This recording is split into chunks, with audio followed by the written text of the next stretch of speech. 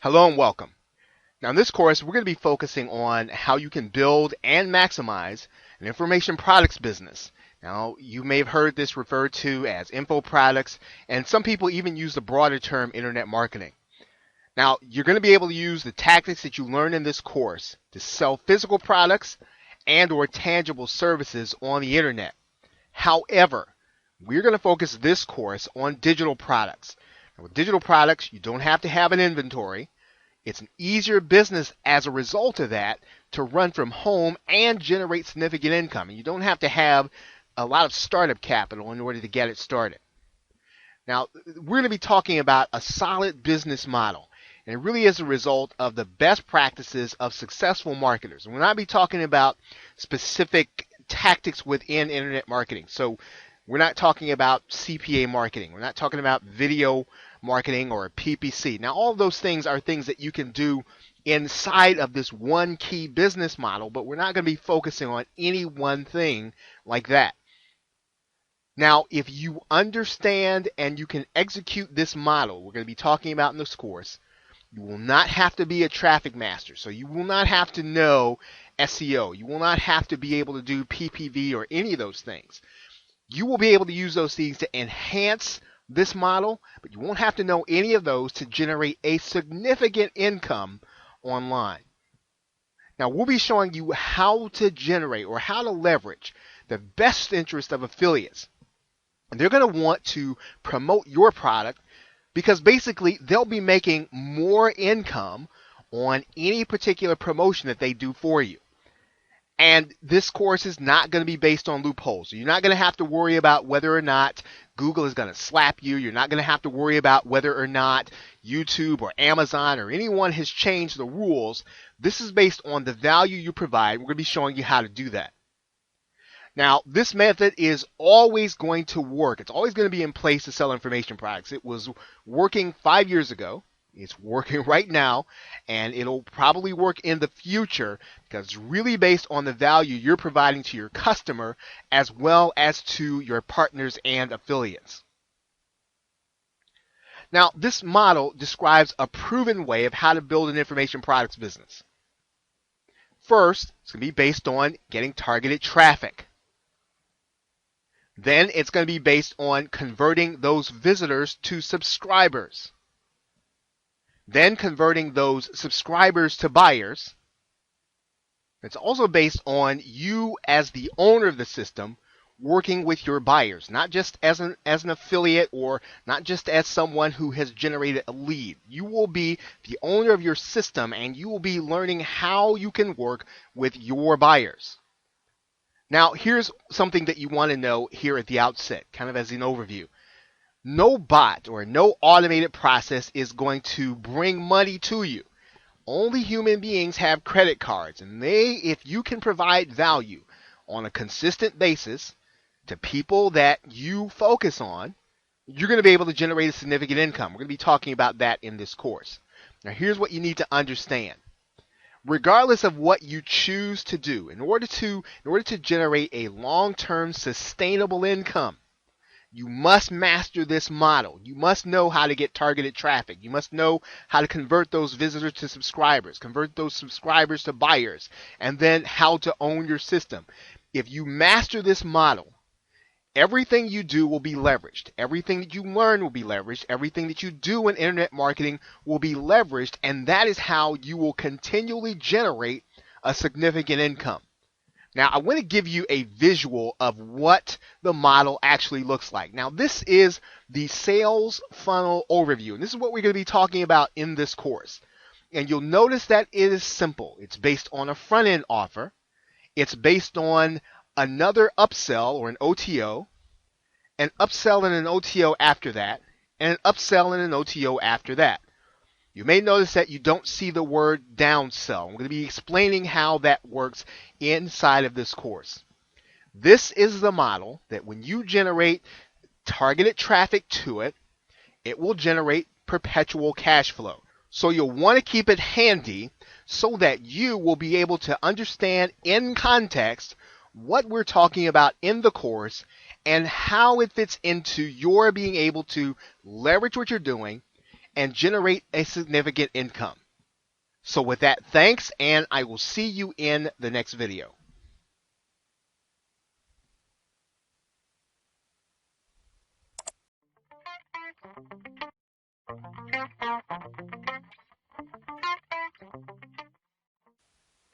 Welcome back. You are looking once again at the sales funnel overview for information product businesses. And once again, this is a model that generates perpetual cash flow when you understand it and you're able to execute it.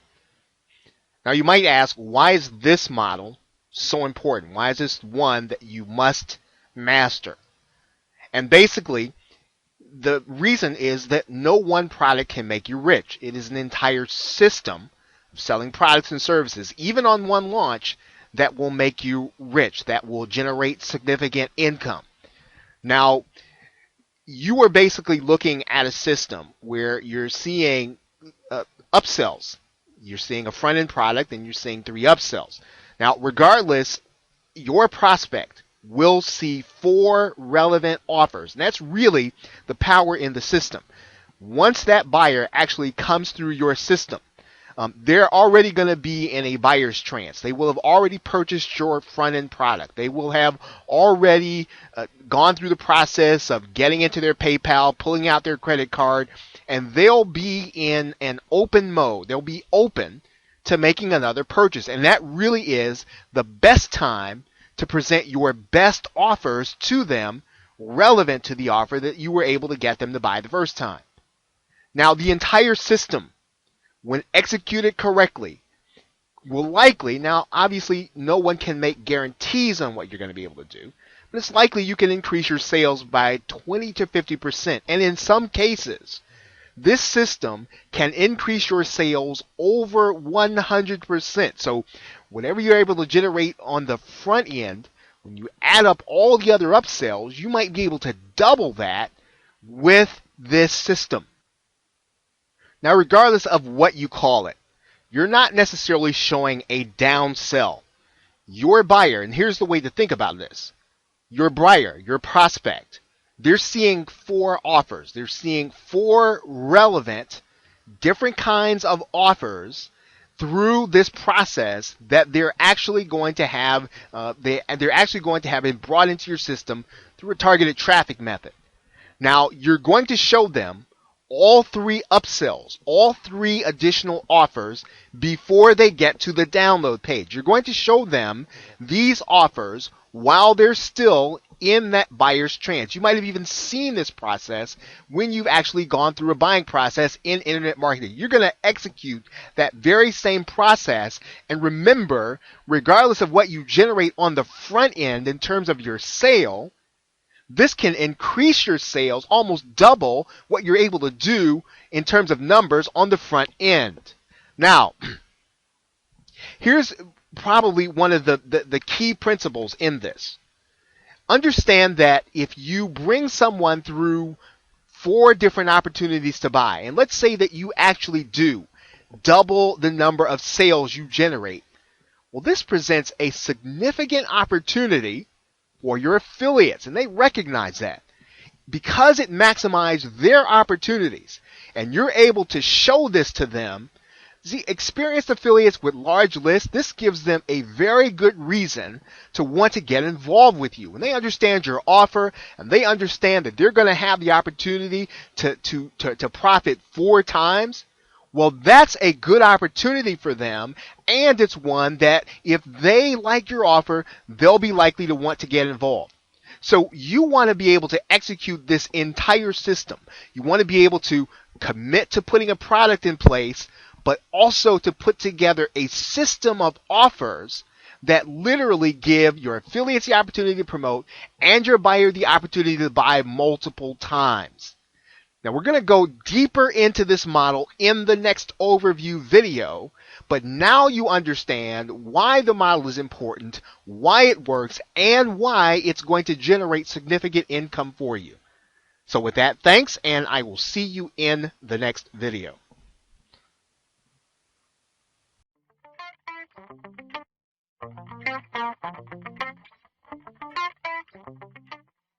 Hello and welcome back.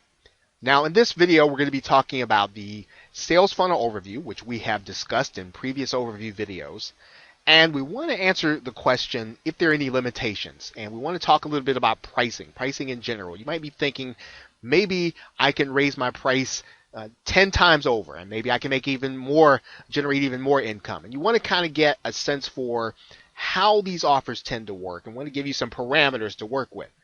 Also, you might get some ideas about, well, how many upsells can I offer? Maybe I can offer 4 upsells or 5 upsells. If 3 generate a significant amount more, maybe if I do more, I can make even more with upsells. So let's talk about some of those parameters in this video. Now, in terms of pricing, you want to consider where you are in the marketplace. When your product is being offered in a marketplace like the Warrior Forum, where there are other buyers, where there are other product sellers, and the market tends to be at a certain price, you want to be right in that price range. You don't necessarily want to be too high above the average price or too far below the average price. You want to be right in there, especially when you're first getting started. A lot really depends on where your buyer is going to see this offer the first time. If they're seeing it from an affiliate that tends to sell higher price products, higher ticket products, they want to have your price at a higher ticket. But if the affiliates you're working with, they probably sell lower end products, you want to probably be right in that area so that you can generate income and they can too on a particular product launch. Now, in general, you want to keep your front end right around $17 to $37. And you don't want to go too low. You might think, well, if I offer this product at $9, right, which is where you've probably seen a number of products available for internet marketing or internet marketers and other niches. If you do that, you are not necessarily giving your affiliates the opportunity to profit significantly. And typically, an affiliate likes to see the opportunity to earn that much on a particular sale. Of course, there are ways to do that. You can give 100% of your profit or 100% of the commission to the affiliate. But basically, you want to keep that front end offer between $17 and $37. It gives your affiliates the opportunity to earn on a sale, and it also gives you the opportunity to earn on that sale also. Now, that first upsell, you want to keep that right at around $97. You can go as low as $40, and if you're going to be on the lower end for your front end offer, well, you can go down to $40, but typically that first upsell, you want to have that right around the $97 level, and you want to give your buyer the opportunity to have additional resources. You want to maximize their resources, giving them the opportunity to take your product and really have everything there is available. So you want to expand their resources in that first upsell. Now, in the second upsell, you typically want to give them the opportunity to participate in some kind of community or to get some continual help, to get some continual support. And that tends to fall in the area of a membership where you are providing value on a continual basis. Whether that value is additional content, additional training, additional resources, interviews, all of those things, they're going to come to your buyer on a monthly basis. You want to keep that in the range of $20 to $37 a month. Now, this is different from the first upsell because this offer, right, this second offer really gives you the opportunity to generate what's called continuity income. In other words, this is income that every time your buyer buys, every buyer that actually decides to take you up on this offer, well, they're going to be providing you income on a continual basis every single month. This is a great way to generate income over and over and over again from your initial front-end sale. Now, this third offer is actually going to be what's called a high-ticket offer typically. You're going to give your buyer the opportunity to move faster, to be able to get a head start, and they're typically willing to, people who are serious about their business are willing to invest in being able to get started faster, because they know they're going to put this in place. They're going to actually get that amount back because they're getting started quickly. They know that if they commit that amount, they're probably going to actually do what they've actually purchased in the actual product. And that's really across any niche. That's in the make money online niche, that's in the weight loss niche, that's in just about any popular niche where information products are sold, giving people the opportunity to pay more, significantly more, in order to commit themselves and to get better and faster results in that third upsell. So your buyer has now seen 4 upsells, and if they've seen actually four different offers, they've seen 3 upsells and 4 offers. Now that means that you could make, in this scenario, could make between $77 and $668 per customer, depending on where your pricing is. Now that's significant when you think about it, because your pricing actually gives your pricing really moves your buyer through your marketing funnel and gives them the opportunity, once again, to get the extreme value out of the entire purchase. You've created a system for them to purchase your product, but also to use it and to get started with it quickly. Now, in terms of the limitations, you probably should not go beyond 3 upsells. Testing indicates that a 4th upsell tends to be a little too much. You probably ought not try a 4th upsell. There are marketers who have tried it, and you might feel inclined to give it a try.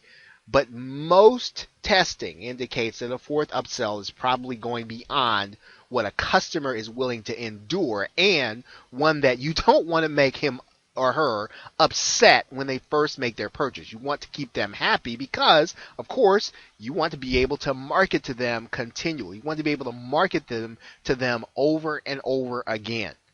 Now, for some markets, 3 upsells are too many, and you really need to understand your market. You really want to understand your marketplace and what it is that your buyers, your prospects will tolerate, and what they feel is good value for what it is that they are going to purchase. So this is a case where you really want to determine what's happening in the marketplace. Now, this might mean that you might want to get on a couple of mailing lists. That means that you might want to, if possible, if you might get review copies of other products. You really do want to know what's happening and what buyers are actually doing. That doesn't mean that it's going to stop you from doing what you feel is good for your business. You do want to find out what the marketplace is doing and structure your offer or offers accordingly.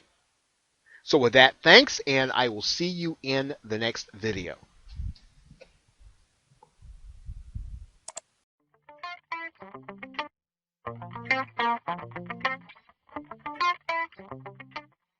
Okay, welcome back.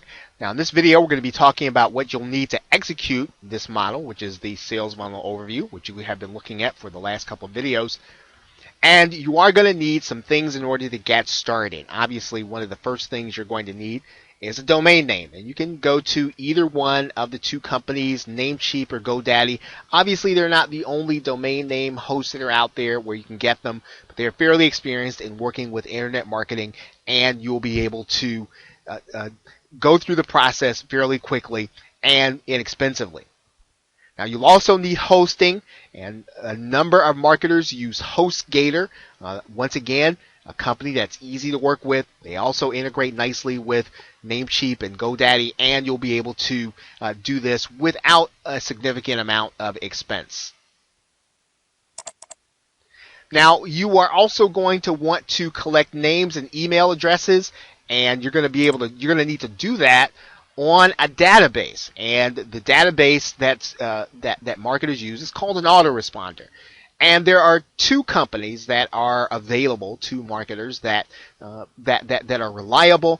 There are other solutions where you can do the whole process yourself and you don't have to pay a monthly fee, but these companies, they generally get deliverability right. In other words, your email will actually make it into the box of your customer, and that's one of the things that they do well. They are fairly inexpensive. You'll see here that GetResponse is about $15. Aweber is about $20 in order to get started. Both are fairly reliable and know how to work with marketers.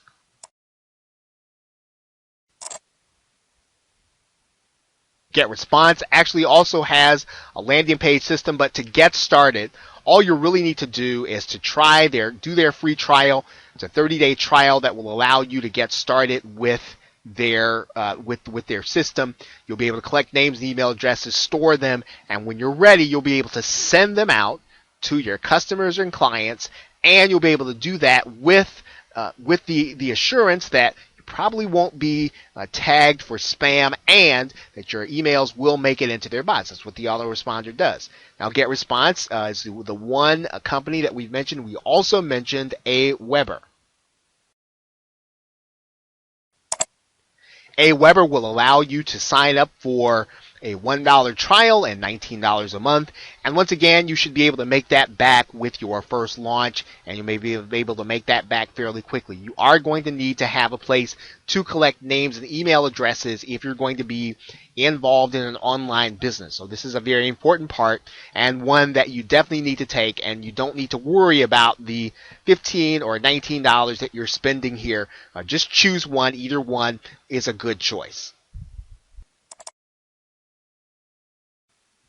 Now, you are going to need to have a payment processor, and you're going to need to have a place where you're going to need to take payments from buyers, and you are going to need to have some place where you're going to be able to make payments to the companies that will be providing you services. Most, if not all of them, will be taking PayPal, and it is the industry standard. So you haven't opened a PayPal account, you haven't gotten one started, this is something that you'll want to do right away, because as you get further into being ready to actually launch a product, being ready to actually take payments, you do want to have your PayPal account in place. Finally, you're going to need an affiliate platform. You're going to need a central system that will allow affiliates to come and to basically apply to promote your product. Now, you can do this yourself. You can do this with software. It's difficult to do, and if you're just getting started, probably recommended that you use one of the marketplaces that will allow you to post your product and to get affiliates involved. There are a number of places like the Warrior Plus system, which primarily operates on the Warrior Forum. There is Zaxa, which operates with internet marketers, and then there is JVZoo. We are going to focus on JVZoo because it is the easiest for us to put together our sales funnel and to be able to put it together in the exact manner that we want to put it together. Actually, JVZoo makes it very easy for us, and you're going to see that. So once you have these preliminary processes in place, you are then ready to start building an online information products business. Okay, so with that, thanks, and I will see you in the next video.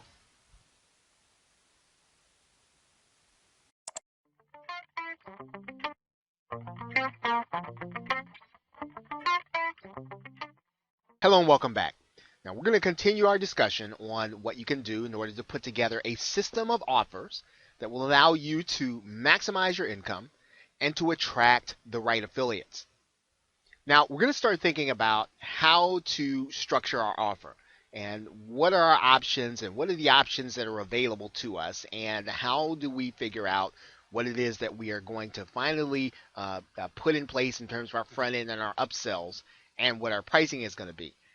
So you want to start thinking about what kind of offer is best for your marketplace. If you're creating something for the make money online a niche, you'll want to know that marketplace. You'll want to know what things are selling for in ClickBank. You want to know what kinds of products are hot, what kinds of products are the ones that people are talking about and that they need.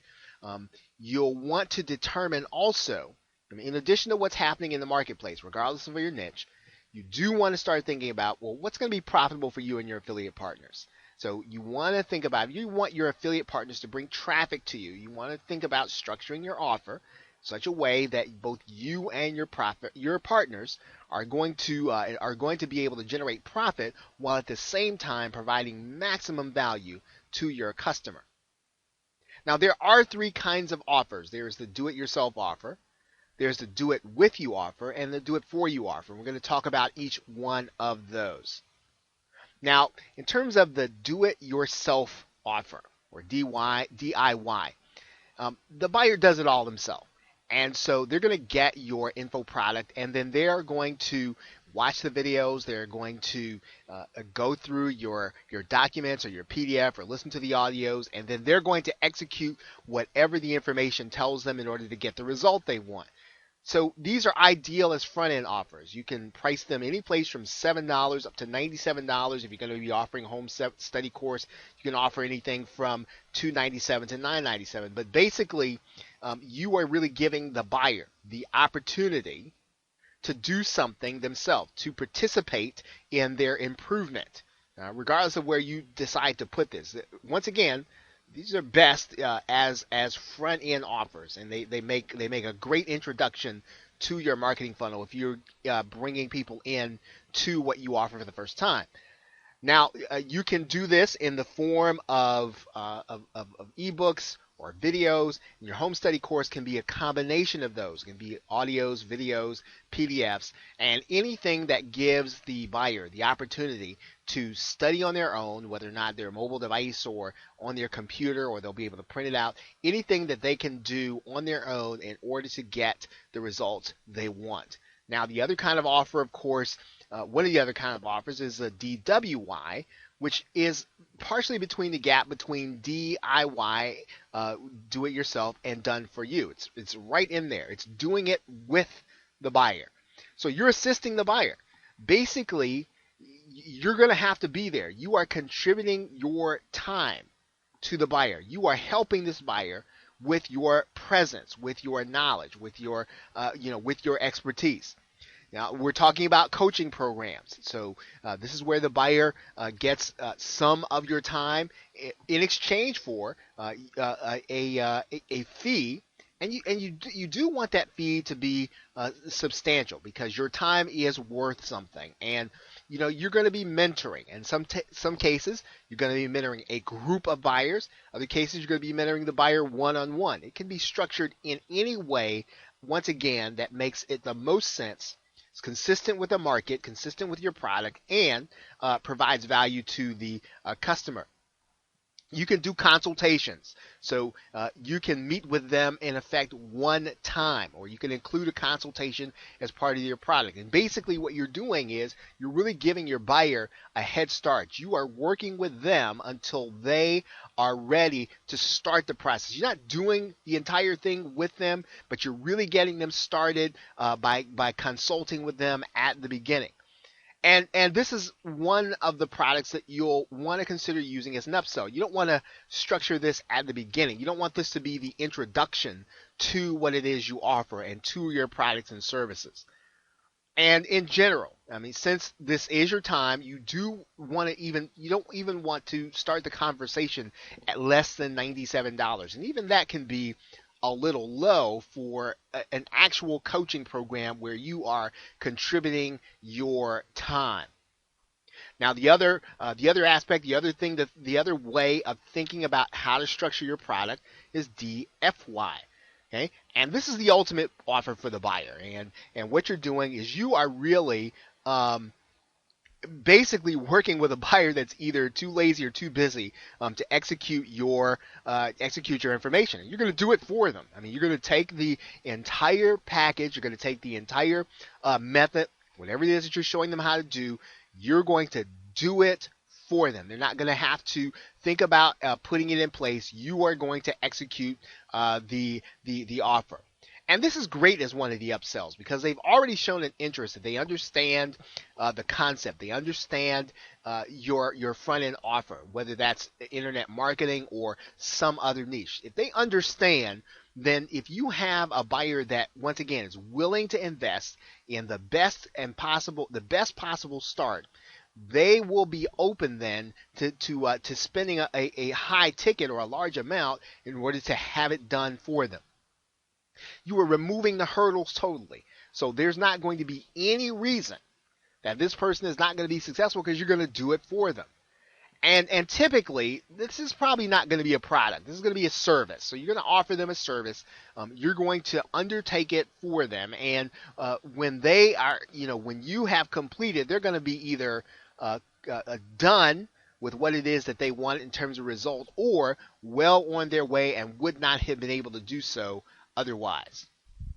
Now, what are some examples of how you might do this? Well, you might consider a custom product creation service inside of internet marketing. So once you have shown an individual how to create a product, well, they may not want to do it themselves. They may not want to go and put together all that it takes in order to create a product. Well, you do it for them, or you put together a team that actually does it for them. You can actually advertise with them for them on email. So instead of them writing emails, instead of them figuring out what the copy is, you actually do it, or you have your team do it, and they don't have to do the actual work. They don't have to figure out what the tutorials mean for their business. You actually do that for them. And once again, you're going to charge them for this. You're going to charge them significantly for this. Joint venture brokering. So you have new marketers, and they are a little shy, or they don't know anyone, and they're fairly new, and they don't have the opportunity to go and get joint venture partners. They don't have the opportunity, or they don't really have the relationships in place to get significant affiliates. Well, you're going to do this for them. You're going to understand what their product is. You're going to understand, and you're going to bridge the gap. You're going to leverage your relationships for that person. They're going to pay you a fee, and you're going to leverage your relationships and bring JVs to the table for their offer. And you can actually, in some cases, what's the most difficult thing for new marketers to do is to build a list. And once you understand how to build a list, instead of teaching them only, right, once they understand the value of it, once they understand how it's going to take place, you can actually build the list for them. So these are the kinds of things that you can offer, right? You can actually put together an entire business in a box for them. So you build the entire website, and you put together the product funnel, and you put together the email. So all they've got to do really is just plug in, or just pay you, or watch their statistics, and they're going to start profiting. So DFY is the ultimate offer for the buyer, and it's probably going to be the most expensive, but it is one that really does provide great value to them. Now, in terms of unlimited product ideas, you want to start thinking about how you're going to be able to generate product ideas. And there are a couple of different ways in order to think about this. Now, one of the first things that you can do inside of the forums where your niche is, you want to look at all of the threads that recur. In other words, what are the questions that people are asking over and over and over again? Because obviously, even if they're getting answers, they're not satisfied with the answers that they're getting. They're not satisfied that they know how to execute whatever the advice is. Anything that indicates renewed interest. So in other words, think about broad topics within marketing, or within the internet world. When you think about ClickBank or Amazon or Facebook or WordPress, anytime that there's a major change in a mainstream trend inside of internet marketing in particular, then there's going to be renewed interest. Well, what does this mean to WordPress? What does this mean to those of us who do business on Amazon or Amazon Kindle? What does this mean for those of us who do business on Facebook? That's a great product subject, and that's a great way to create a product, because now that there's been a significant change, Facebook changes the rules or Google changes the rules, you now can inform them. You can inform your new buyers of what it is they need to do in order to either profit or protect themselves. Now, what you're going to do is, inside of any niche forum, this is going to be the case whether or not it's internet marketing or any other forum. You're going to go inside of the forum, okay, and you're going to start looking for recurring topics. And if you have any reservations about, well, how do you do that? Well, you simply go to Google and you type in the name of your niche and online forums, and you start looking inside of the forums based on your subject, based on the online forum search, and you're looking for those recurring topics inside of that forum. So in continuing, our discussion on generating unlimited product ideas. Well, one of the things that you can do is you can subscribe to mailing lists for key leaders. You want to start thinking about, and we talked about this at the beginning, what products are or have been popular over the last few months. You're looking for the kind of products that basically identify desperate buyers. These are people who need to have a problem solved, and they buy product after product until they get the answer. Now, you're going to want to go to the homepage of YouTube, because YouTube is the second most searched search engine in the world. And where at one time you might have used a site like Esign Articles or perhaps some other article marketing directory, YouTube really is a place where people are seeking information and where people are sharing information. And while it can be a social network, it is a place where it will give you what people are searching for just by going to their search bar and looking to see what kind of videos are being created and what kind of videos people are watching. Now, when you go through this process, you still just don't want to go and rush out there to create a product. The most important thing is to brainstorm a number of different ideas. Brainstorm 20 to 30 to 40 ideas based on the criteria that we talked about, and then start thinking about which one is going to make you the most money with your partners, which one is going to be a hit in the marketplace, which one is going to provide the customer with the most value. And once again, we return to this question. Do you want to stick with solely digital products, or do you want to incorporate physical products? Some marketers will incorporate physical products by taking the digital product or taking all the digital files, putting them on a hard drive, and mailing them out physically to the buyer based on the fact that the perceived value is going to be higher because they're getting a physical product. Now, once again, if you're just starting out, this is a more complex.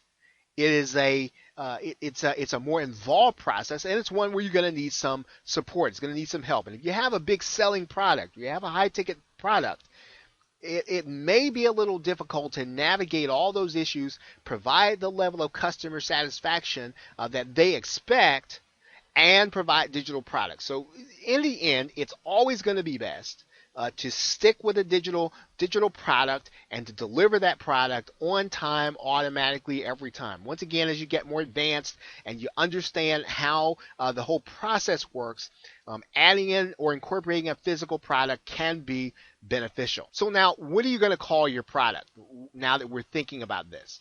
One of the things to think about is the way you name the product, or what you actually call it, matters to the customer. Right? You can call your product a blueprint. Once again, don't call it an ebook. Call it a program. Consider calling it a digital report or a confidential report, a special report. These are all names that you can consider delivering to your buyer. A guide or a course or tutorials. See, all of these things really give your buyer the increased perception or a perception of increased value. And this is kind of what you want to think through, again, as you start to narrow down what it is you're going to deliver and how you're going to deliver it. Now, when you put together the final process, you are putting together a system of products. You're putting together a system of products that are going to give your buyers value. They're going to give your affiliates an incentive to want to promote for you. And so understanding the market is important. Understanding what is going to sell is important. And you want to gather as much information as you can in order to do that. Once you understand that, do your research, put your products together, and then head straight to the next stage of the process, which is actually physically putting the product together. We're going to be talking about that for the rest of the course. So now you should have an overview. You have an idea of how to go about determining what your product is going to be. You should know and have all of the foundational elements in place. You understand what it is you're going to want to accomplish in this process. So now what we want to do is we want to now go through the process step by step of putting the product in order and getting it out for sale. Okay, so with that, thanks, and I will see you in the next video.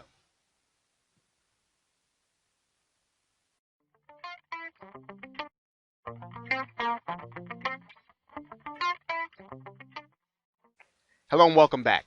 Now in this video, we are going to continue to look at our sales funnel, and we are going to put together the product that will actually become part of that front-end offer, as well as the other offers that will be part of the system that we're putting together to generate perpetual cash flow.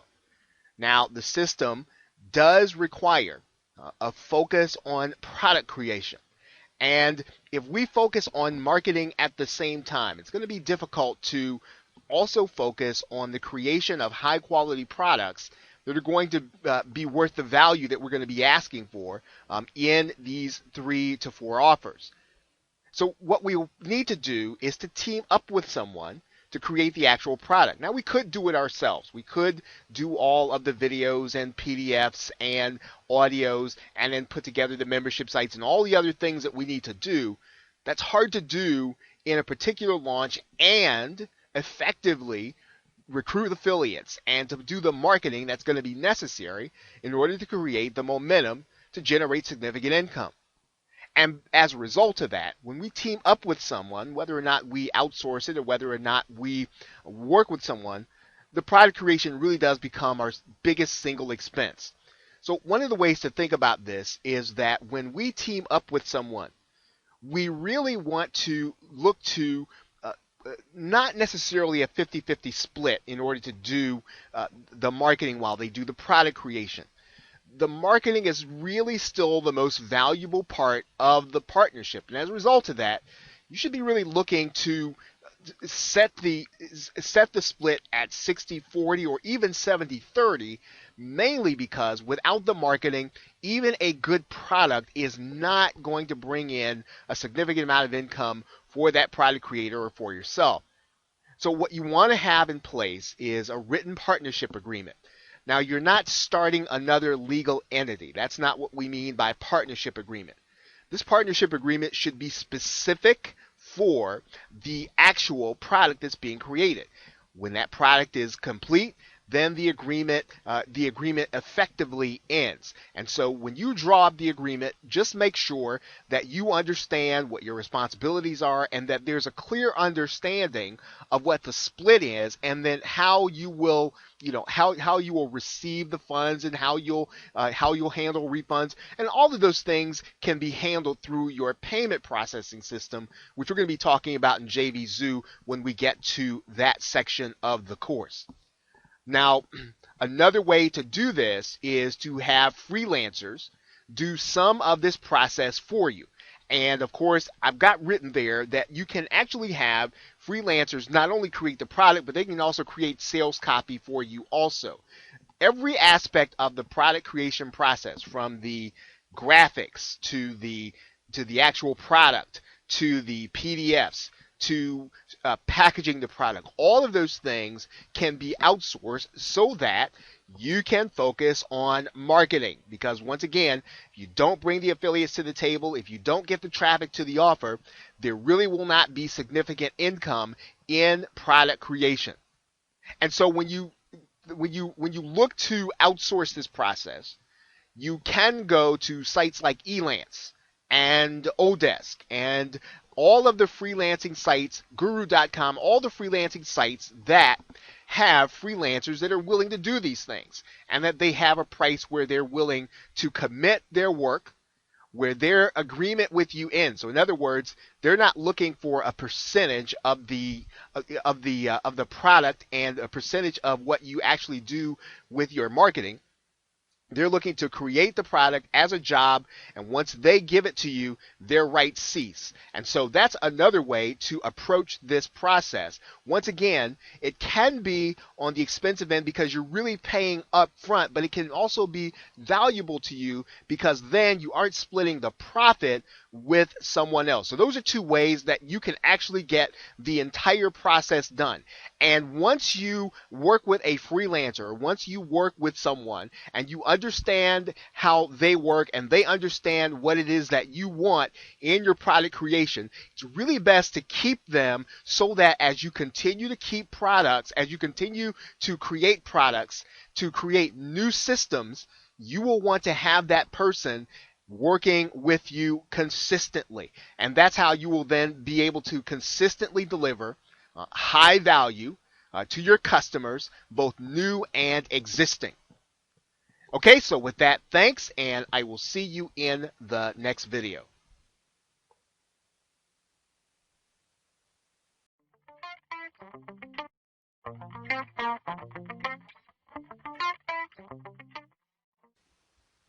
Welcome back. Now, in this video, we're going to be talking about 17 qualitative factors of killer sales letters. Now, we've already talked about the basic principles in a prior video that need to be part of your sales letters. We're going to expand on this by giving you 17 more qualitative factors that you can expand on in order to make your sales letters more dynamic. Now, principle one, you want to in your headline, make sure that you have or put in there a character, someone that your buyer can relate to. And in general, one of the best ways to illustrate that character is to give them a point A to point B result oriented story, something that they started out one way and they ended up another way. And for you to communicate that in your headline is a way to grab your prospect's attention. Principle number two is called throw the hook. And what you're doing in your subheadline, and that's the headline that comes right after your main headline, is to reveal a hidden benefit. And in fact, every time that you can in your subheadlines reveal hidden benefits, that really does catch, first of all, the people who are scrolling down the page, and it also helps you to tell a story. What you're doing with your subheadlines, if you string them all together as you move down the page, they should tell a story all by themselves and really move the buyer closer and closer toward making a decision. Principle number three, you want to create a character with personality and make them memorable. And there are three ways in which you can create that personality. That's the authority, someone who speaks from their own position, what they say goes. The expert, one who's got the experience and proven themselves to be that expert, and someone who can relate to the buyer. I was just like you, but I've achieved extraordinary results. So having a character in your sales letter with this from these perspectives, or one of these perspectives, again, draws in your buyer throughout the sales letter. Principle number four is you want to add in your personal story. Now, you don't want to make your personal story overly dramatic. Again, here's a case where moving from point A to point B, talking about how you experienced a change in your life, you experienced a change in the quality of your life, and using the principles that are inherent in your products or service. And this is something that you should communicate only if the prospect can relate to it. They can relate to an aspect of you changing your life or something that you know they desire to do.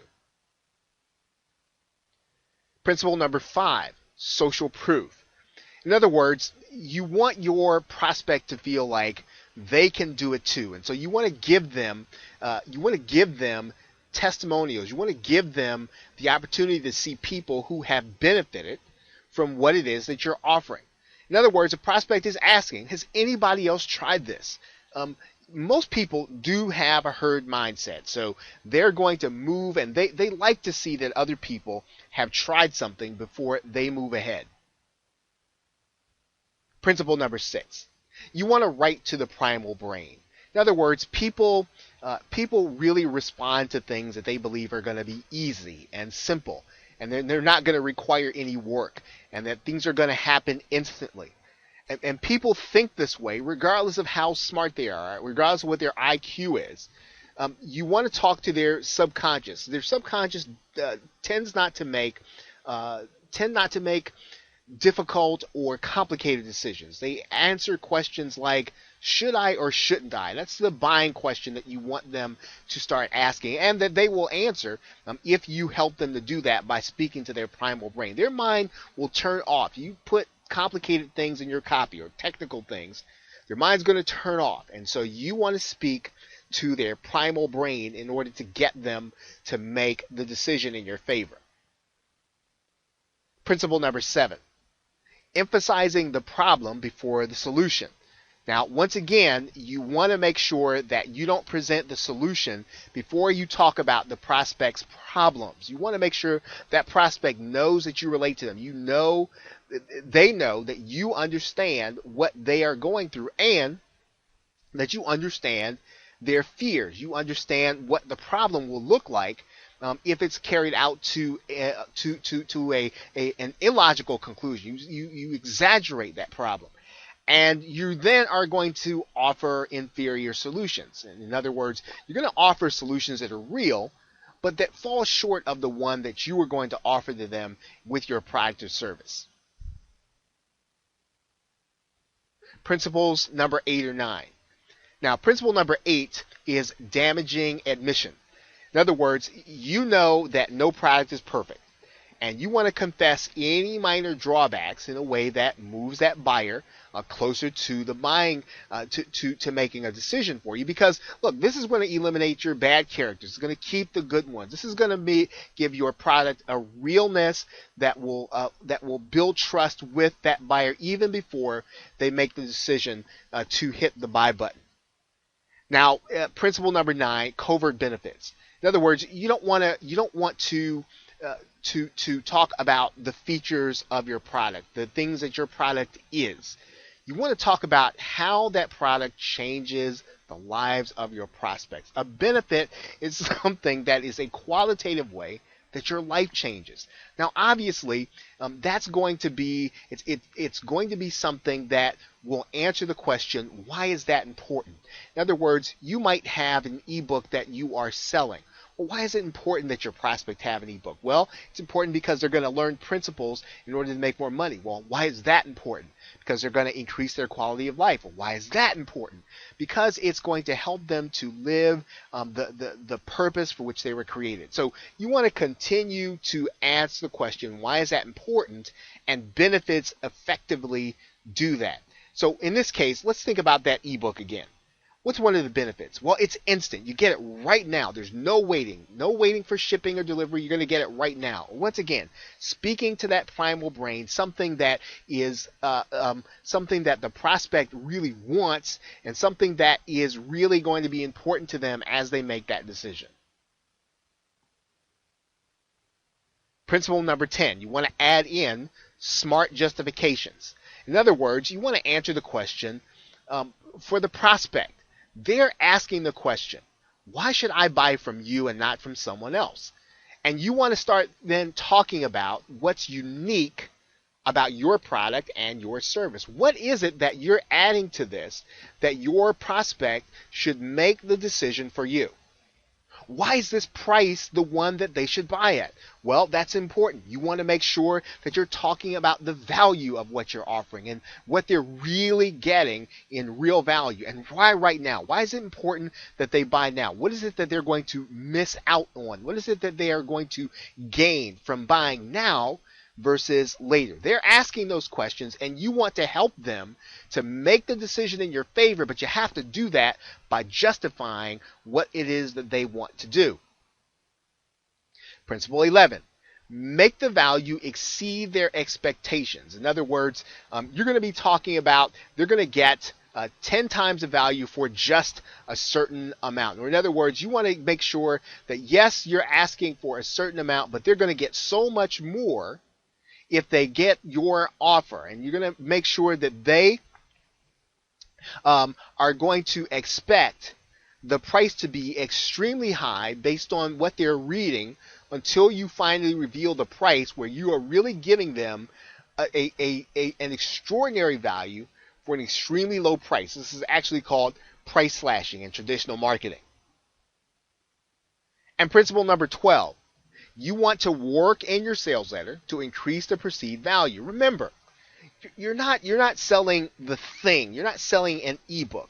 You are selling a solution to your customer's problem. And that's what you want to talk about. How their problem is going to be solved. How they're going to accomplish their dreams. This is not just not just the features that you want to talk about. You want to continue to pad and to pound the benefits so that they understand in those terms that, yes, it may not be necessarily realistic, but remember, they're thinking with their primal brain. You want to make sure that they understand. Their lives are going to be easier. It's going to be, they're going to get those results faster than they ever dreamed that they could. So you're increasing that perceived value all along the way. Principle number 13, a constant call to action. So in other words, you want to make sure that if your sales letter is going to be long, you want to give your buyer several opportunities to hit the buy button. You want to place order links throughout your sales copy. You can place one after the benefits and components. You can place another one after the bonuses and guarantees. You can place another one at the end. Anytime that there's a logical conclusion where your buyer is ready to buy, then you want to put a buy button there, because some people don't want to read your entire copy. They don't want to scroll all the way to the bottom of the page. And if you can convince them with one paragraph near the top of the sales letter and get them to hit the buy button, well, that's what you want to do.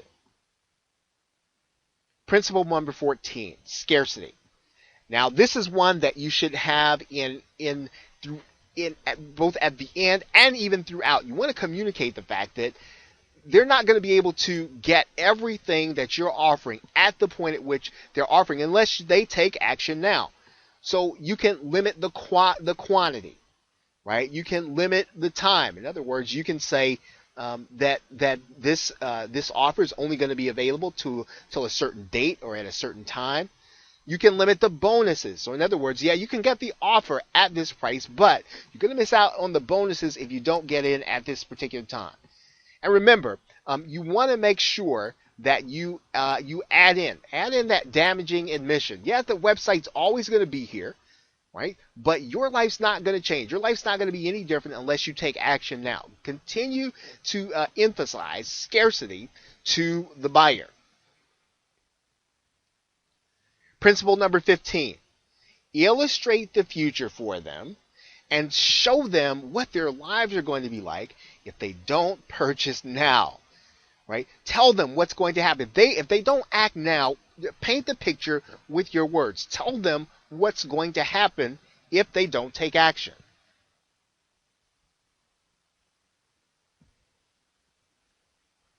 Principle 16, the hidden benefit factor. Now, in that PS, you want to make sure that you are hiding more benefits. Make sure that you tell them about how, again, more elements about how their lives are going to change, how their business is going to get better, how things are going to happen for them that are qualitative.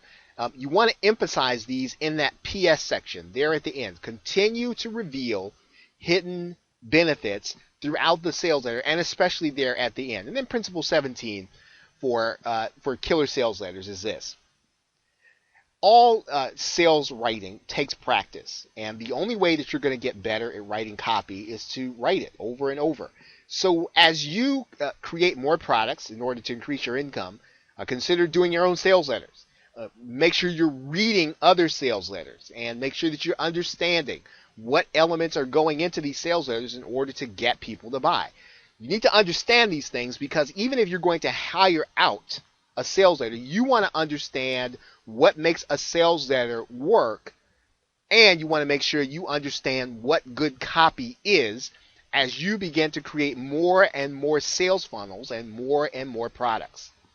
Make sure that you're practicing often, this skill. And even if you have to work with someone else, and if you do someone else's copy, that's a great way for you to be able to get more experience in doing your own sales copy? Well, those are the 17 qualitative factors of killer sales letters. And it's a way for you to take the basic principles that we talked about in the last video and to take them and to make them more dynamic so that you can build a better sales letter that will convert more and more of your front end buyers.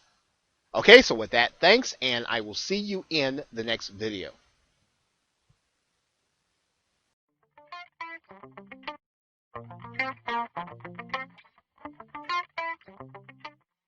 Welcome back. Now in this video, we're going to be talking about how you can write a killer sales letter. We're going to be talking about some general considerations before we get into the basics of writing a sales letter. Now, you're going to want to really master this process yourself because getting a copywriter could do this. It's probably going to cost you between $3,000 to $5,000, and that's probably going to have to be paid before you sell anything.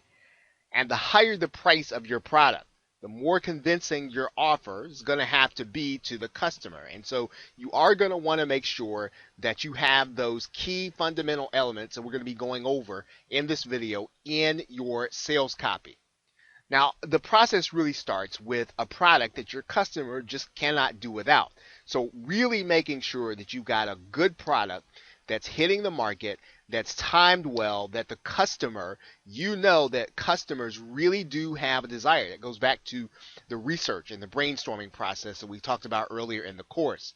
Now, your goal is to get people to buy now. Not just to buy, not to buy when they want to buy, but to buy right now. You want them to get involved with what you are offering. Now, you want to avoid fire sale pricing if possible.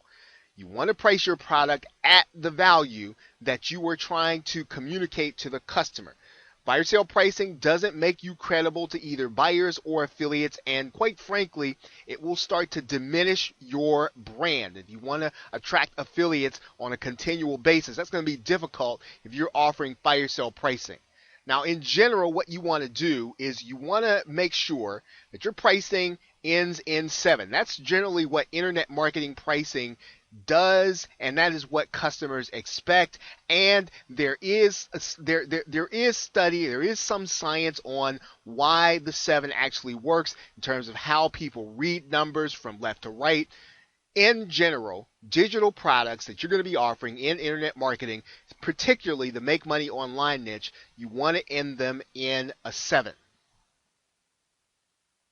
Now, let's talk about these 8 basic principles that need to be inside of your copy anytime you're going to be writing a sales letter, or even if you have a sales letter written for you. You want to look for these 8 elements. Now, you're going to want to have a good headline, and we'll talk about what that means in a minute. You want to make sure that you have subheadlines throughout your copy. They actually break up the thought pattern. And when you look at the subheadlines, if you were to read the subheadlines all the way down through the sales copy, you'll find that they tell a story in and of themselves. Now, you want to make sure that you've got an introduction. Kind of gives people an idea of who you are and why you're presenting this product. You want to talk about, we're going to regurgitate. In other words, we really want to give the buyer the opportunity to see what it is that we're offering, and we want to see that they understand what this product is going to do relative to their problem. So we want to make sure that we are telling them that we understand their problem. We're setting them up to make sure that they know that we've made the connection. And we're going to present the solution. And of course, the solution then is going to be our product. Our product is the solution in context to their problem. Now, the other thing we want to do, we want to handle objections. Of course, there's several ways to do that. The classic way to do that is with testimonials. Of course, we want to be able to make sure that our testimonials offset all of a buyer's potential objections. Now, there are some other ways to do that. We'll talk about that here in a minute, but basically, you want those testimonials, you want that social proof, you want it to really give people the opportunity to say yes to you, and in order to do that, you've got to help them to overcome any potential objections that they have. And of course, you're going to have one or many calls to action. In other words, you want to make sure that you're telling the buyer, hey, this is what you need to do. You need to go to the buy button now. Handling them and really giving them specific directions as to what you want them to do. And of course, your sales letter can include often a PS, a postscript at the end of the letter.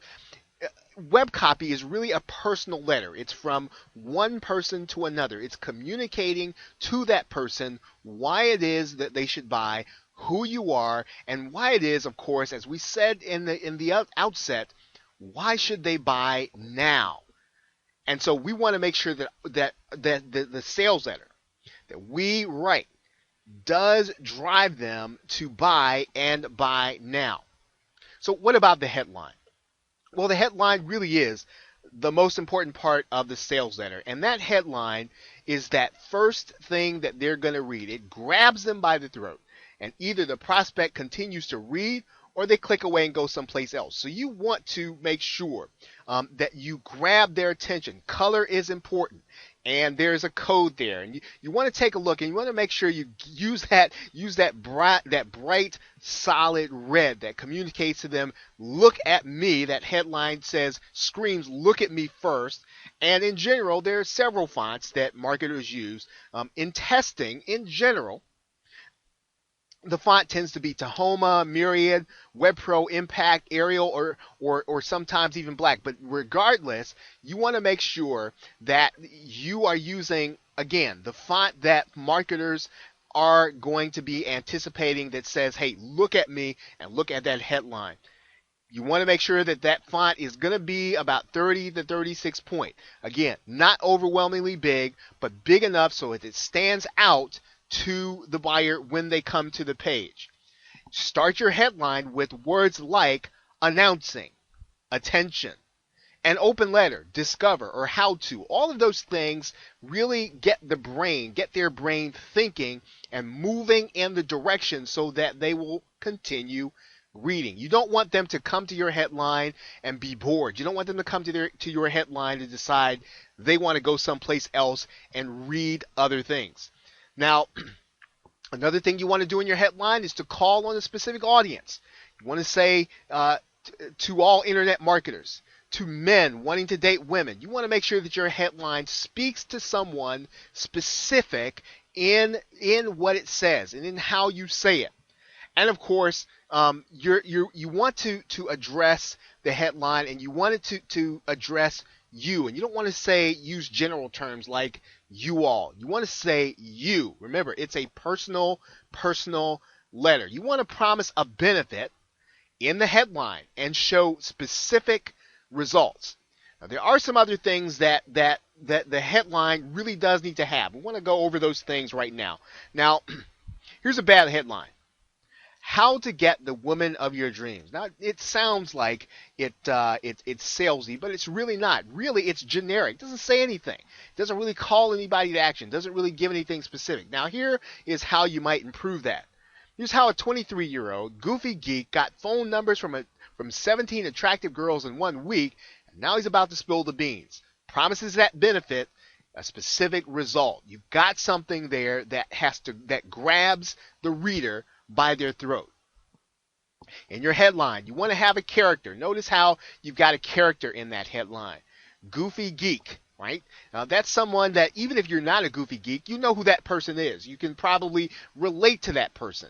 Now, you want to make sure that you have the headline that's going to speak to your prospect. Now, there is some science to making sure that you have your letters typed correctly. So make sure that your starting letters are in uppercase and the rest in lowercase. So don't do all caps, even though that might seem like it's really shouting and grabbing attention in internet speak. However, in a sales letter, you want to have just the starting letters in uppercase, and then the rest of the letters in lowercase. Now, sometimes a headline can also use a cliffhanger technique. And you'll see that being used in television, and you'll see that being used all over the place. And you basically want to give the reader just enough to make them curious. You don't want to tell them everything. You want to leave them and you want to trail it off so that they've got to keep reading in order to find out what is in the rest of the sales letter. And of course, what you want to do in your copy is you want the headline to move them on. You want it to press their hot buttons. Now, what do I mean by hot buttons? Let's talk about that here for a minute. Here are your hot button words that you can use in your headline. Easy, fast, more, less, instant, right? New. All of these things are tested, time tested. Guarantee, proven, sexy, extra, bonus, original, safe. All of these things really do communicate to the buyer that they should keep reading, right? Certified, no risk, wanted, secret, limited time only. Use these words liberally in your headline and even throughout your copy also. Now let's move on to the subheadline, which comes right after the headline. And what the subheadline is really, it's a hook. All it does is you grab their attention with the headline, and now you want them to keep reading, and the subheadline actually does that. And you're going to have a subheadline every few paragraphs in your sales letter. You want to make sure that it's smaller than the headline. So you want to make sure that it's not the very same thing as the headline. The headline, remember, grabs their attention, but the subheadline is important too, and it keeps their attention and it keeps them moving in their reading. Now, here's one of the most important parts of this headline. It's really for those people who scroll through the page, right? And so what it does is it catches them and it forces them to read that subheadline because it stands out from the rest of the text, even though it's not the same as the headline. Now, not everyone's going to read your subheadline.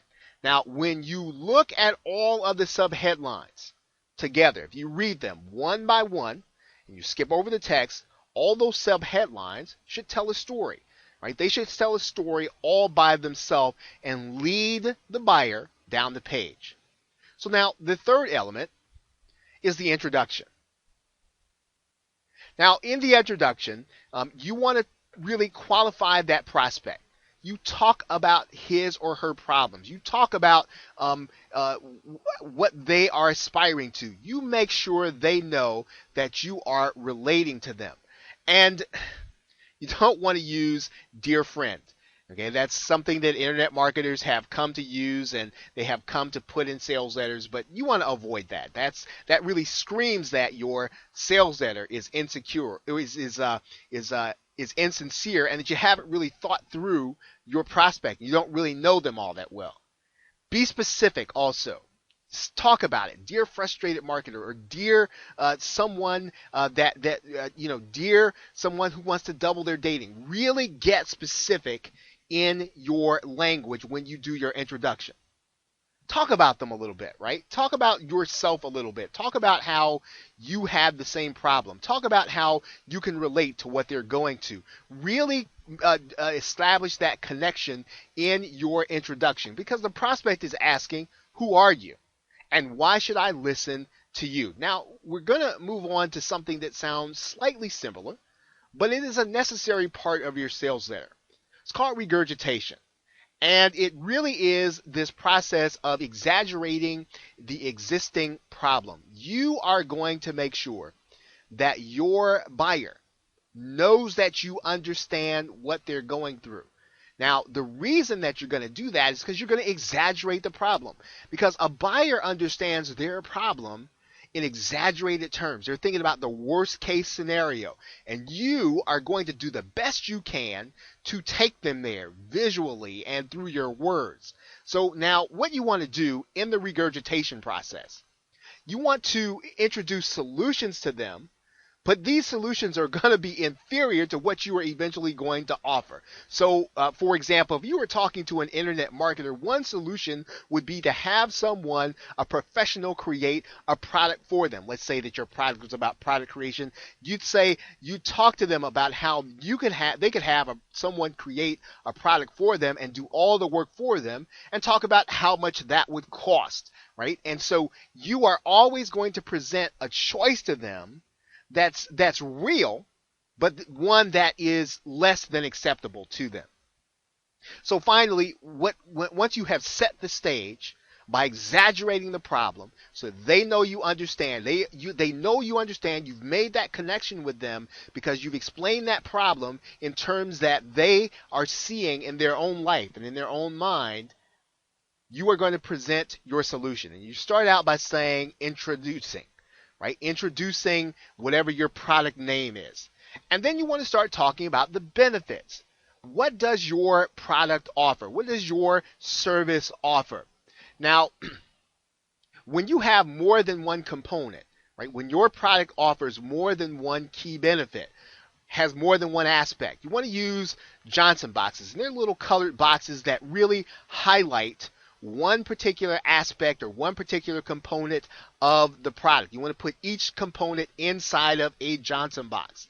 Now, just in general, right? You want to take the benefit words and any result-oriented words, easy, fast, or twice the power. You want to take those words inside of your solution paragraph and just highlight them. And you highlight them by putting a little yellow highlighting, almost looks like a marker behind or on top of it, so that it looks like you have taken a yellow marker, a highlighter marker, and just made sure that the buyer understands easy and fast is key. This emphasis is also very important as you present the solution to them. And of course, we talked about this, you want to handle their objections. So you want to make sure that you understand all of the frequently asked questions of your buyer with respect to your product or service. So you want to take your testimonials, and those testimonials really should answer in detail those frequently asked questions. And if you have any endorsements from people that your buyer would know, you want to make sure those things are in there. Those endorsements really strengthen and they really add proof to the fact that your product does what you say it can do. And then what your guarantee does. You want to have a guarantee because the guarantee helps to remove their doubts. You want to make sure you take away their risk. There's some people who'd want to try your product and they want to try and make sure, they want to try it and see if it's for them. But you've got to take away the risk from them. And when possible, right, real life case studies are proof. Now there is social proof and then there is proof. Case studies provide scientific proof that your product works. This isn't necessarily always going to be someone who's willing to give you a testimonial. This is going to be the case study, scientific evidence that what you are offering actually works. Now remember, all throughout your sales letter, and it's important to emphasize this here, this is a one-way conversation, and that's why you need to go through this process of removing the doubts from your buyer. You got to take them through this, because if you remove their doubts, they will then make the effort to go ahead and buy. If your buyer has already read to this point in the sales letter, they probably want to buy, but you've got to take them that next step to remove their doubts so that they will then pull out their credit card or get into their PayPal account and keep buying. Now, in and throughout your sales letter, you should be giving your buyer a call to action. Tell them what the price is and tell them exactly what they need to do and tell them to do it now. You don't want them to leave your sales page and then to go and to think about something else they've got to do, or to go to work, or to start thinking about family. You want them to make the decision to buy. And one of the ways that you do that is inside of your call to action is with your words. Paint the picture. Paint the picture and show them a future that they are going to have if they don't buy this product now. Tell them what their life is going to be like if they don't take action. Use the bonus here, right? Use the bonus as additional bait. In other words, that bonus is going to go away if they don't take action now. It actually gets into scarcity, but you want to make that part of the call to action. You're going to say the bonus is only going to be available for a little while longer. And now this is actually, your postscript. P.S. Right? It's at the end of the sales letter. You've already ended. They've already seen the call to action. They've seen several call to action buttons. They've seen several. Been given several opportunities to buy. But now at the end, you want to come back and you want to reemphasize. You want to talk about the hidden benefits. What is it that's hidden in this product that you didn't talk about? Something that maybe they didn't know about. Talk about a benefit and how their life is going to change if they take action now. Go back through and get those key phrases that really press them to make a decision now. Talk about the things that remove their doubts. And in that PS, maybe you had some testimonials that were not as strong as you'd like them to be, or they didn't necessarily remove doubts, or they didn't address objections. Well, you want to put them down there. Add them down there in the PS so that the buyer can see once again that someone has actually experienced the product and they like it, they're satisfied with it. Now, of course, you've probably seen it, and you can use multiple versions of PS. But now it's recommended that you only use 3. And 3 is probably the maximum that a buyer can really handle at any one time. And beyond that, it's probably going to be a little bit of overkill. Now, we have gone through the basic elements of writing sales copy. Now, what we want to do in the next video is to give you some qualitative factors to take these basics and to make them dynamic. So make sure these are the principles that must be in your sales letter. They must be there.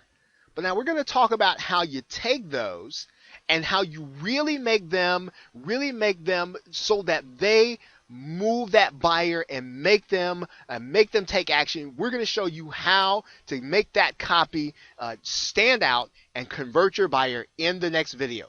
So with that, thanks, and I will see you in that next video.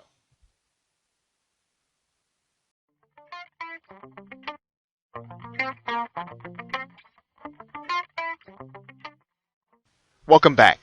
Now in this brief video we're going to be talking about how you take your sales copy and turn it into your video sales letter. And if you have done the work on your copy, it's going to be a pretty easy step for you to be able to take. You are basically going to convert your copy into your video sales letter. This is going to be an easy process. In most cases, you're going to take your same video sales letter by breaking it up into phrases to fit into PowerPoint presentation slides. And when you do that, of course, you'll then need to record that PowerPoint presentation using Camtasia Studio or ScreenFlow. Now, you will want to use one of these programs primarily because of the editing features that you do have available to you in those programs. Now, if you don't have them and it's not something that you can expend on, you can use some of the other screen sharing programs such as Screencast-O-Matic or some of the other ones. However, this is a job that you want to make sure that your video sales letter is appearing correctly and that the timing is right. So what Camtasia and ScreenFlow allow you to do is to go back, and as you are reading in real time, you'll want to go back and cut out some of the gaps in your video sales letter. Now you should use simple black and white text. And you'll highlight some benefit-based terms in red, but you don't have to do that a lot, because if you highlight red terms in every slide, then that gives or takes away from the highlighting effect. So what you want to do is make sure that you are using a simple black and white text throughout your presentation. Now you'll also want to make sure to incorporate all of the images from your sales page on your presentation slides. So, for instance, when you introduce the product, you'll want to say introducing, and you'll want to show that image. It's very important that you use the images from your sales page in your actual sales presentation. Now, lastly, there are a number of marketers who will have the video sales letter, the entire thing, voice over. And that is something that you can do, and it is definitely a professional touch in order to have it done. It does take away some of the authenticity from the sales process, and you are doing you are basically doing direct marketing. It's one-to-one, person to person, and because you are delivering what is a sales letter, it's perfectly acceptable to have your sales letter outsourced, but the video sales letter, if possible, is something that you should personally communicate and personally deliver, because it not only does it add to the authenticity, but it also really allows you to make that connection to the buyer, having them know that you truly are, as a product creator, understanding of who they are and why they should buy this product from you. So with that, thanks, and I will see you in the next video.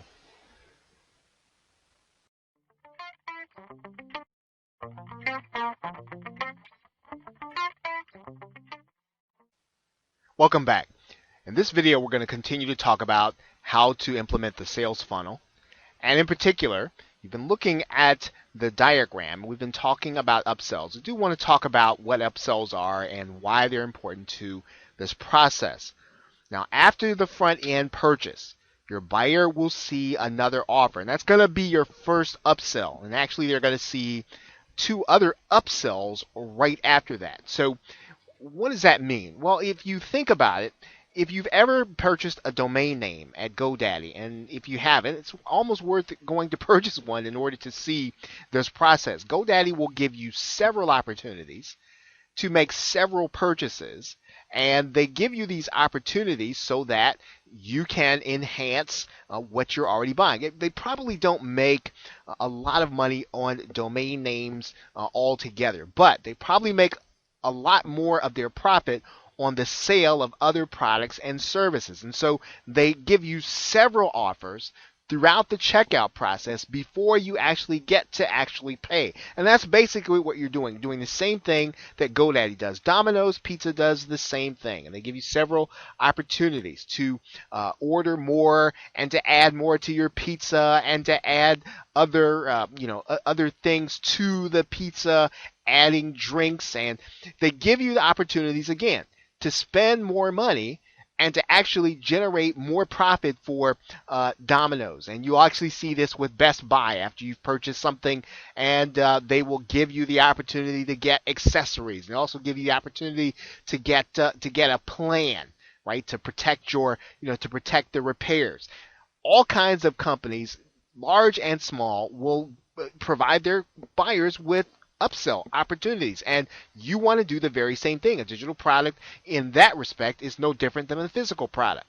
So you're going to see this from the sales funnels of 7 to 8 figure marketers. This is the way that you multiply your profits.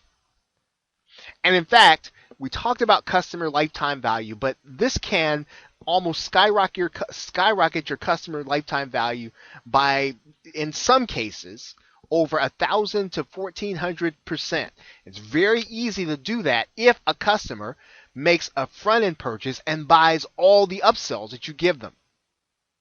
So what you want to do, and what we have been talking about in this course, is you're building a 3-level upsell. Now, you don't want to do more than that.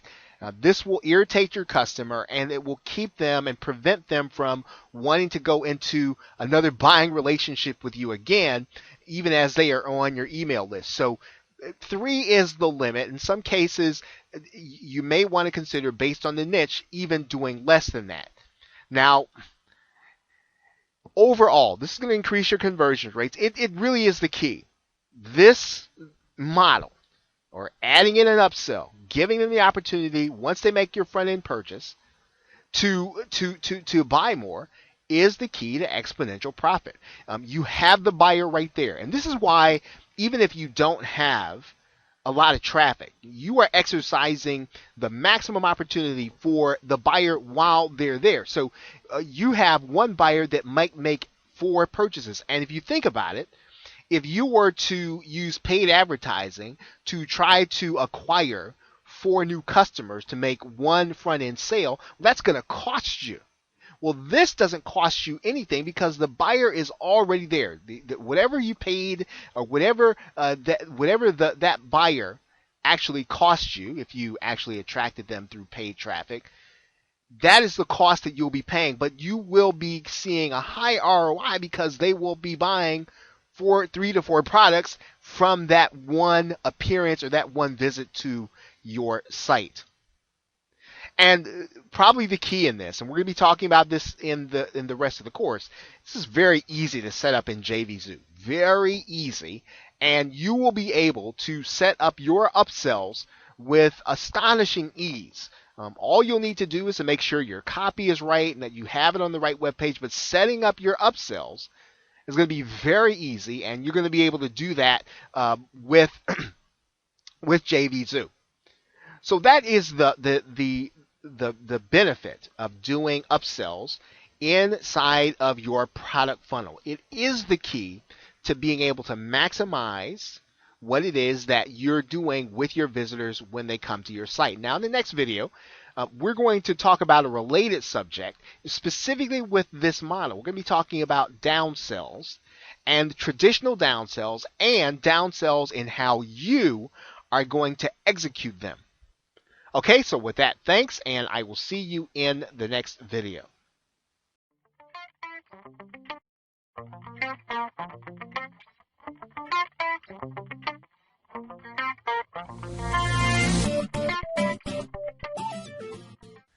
But in this model, we're going to do things a little differently. We are going to move them from the first upsell to the second upsell, whether or not they buy the first upsell. Now, what that means is that the buyer is going to see all 3 of our offers. And the flow of this pretty much goes that if the buyer decides to buy the first upsell, then they'll see the second upsell. If the buyer decides not to buy the first upsell, they'll still see the second upsell. And at the second upsell, if the buyer decides to buy it, they'll see the third one. If the buyer decides not to buy it, they'll still see the third one. And this is what makes this funnel so powerful. They're going to see all 3 of our intended offers at the price and at the value that they were intended. Now, in effect, your buyers will still see all 3 offers, whether they choose to buy or not. The upsell is basically the same as the downsell. They're just structured in the places where those two offers would normally be seen. But once again, you're going to see that all this is going to be very easy to set up in JVZoo, and it's going to be very sensible. You're going to be able to put it together fairly easily. Now, here's the benefit of doing things this way. You will close more sales by adding in downsells. So in other words, it isn't just a matter of your having to give up on them buying upsells. It isn't a matter of your having to give up after having them turn you down after the second upsell. You are going to give them every opportunity in order to buy from you. Now, one thing about this, you may have to be prepared if your feedback is negative from multiple buyers. So in other words, you may get a lot of negative feedback if buyers have to go through that process 3 times. So you'll have to really monitor and really determine if a third upsell or a second upsell is something, downsell is something that you want to do and want to do continually. But in general, you are going to close more sales and you're going to bring in more people even with the downsell, and especially if you're not creating different offers. You want to create those 3 additional offers and you want your buyer to see them regardless of what they decide. Okay, so with that, thanks, and I will see you in the next video.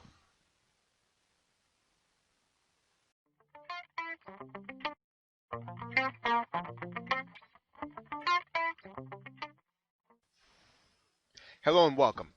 We are now inside of the JV Zoo seller's dashboard. And what we're going to do is we're going to walk through the process of putting together your sales funnel so that it will operate exactly how we've been talking about in this course.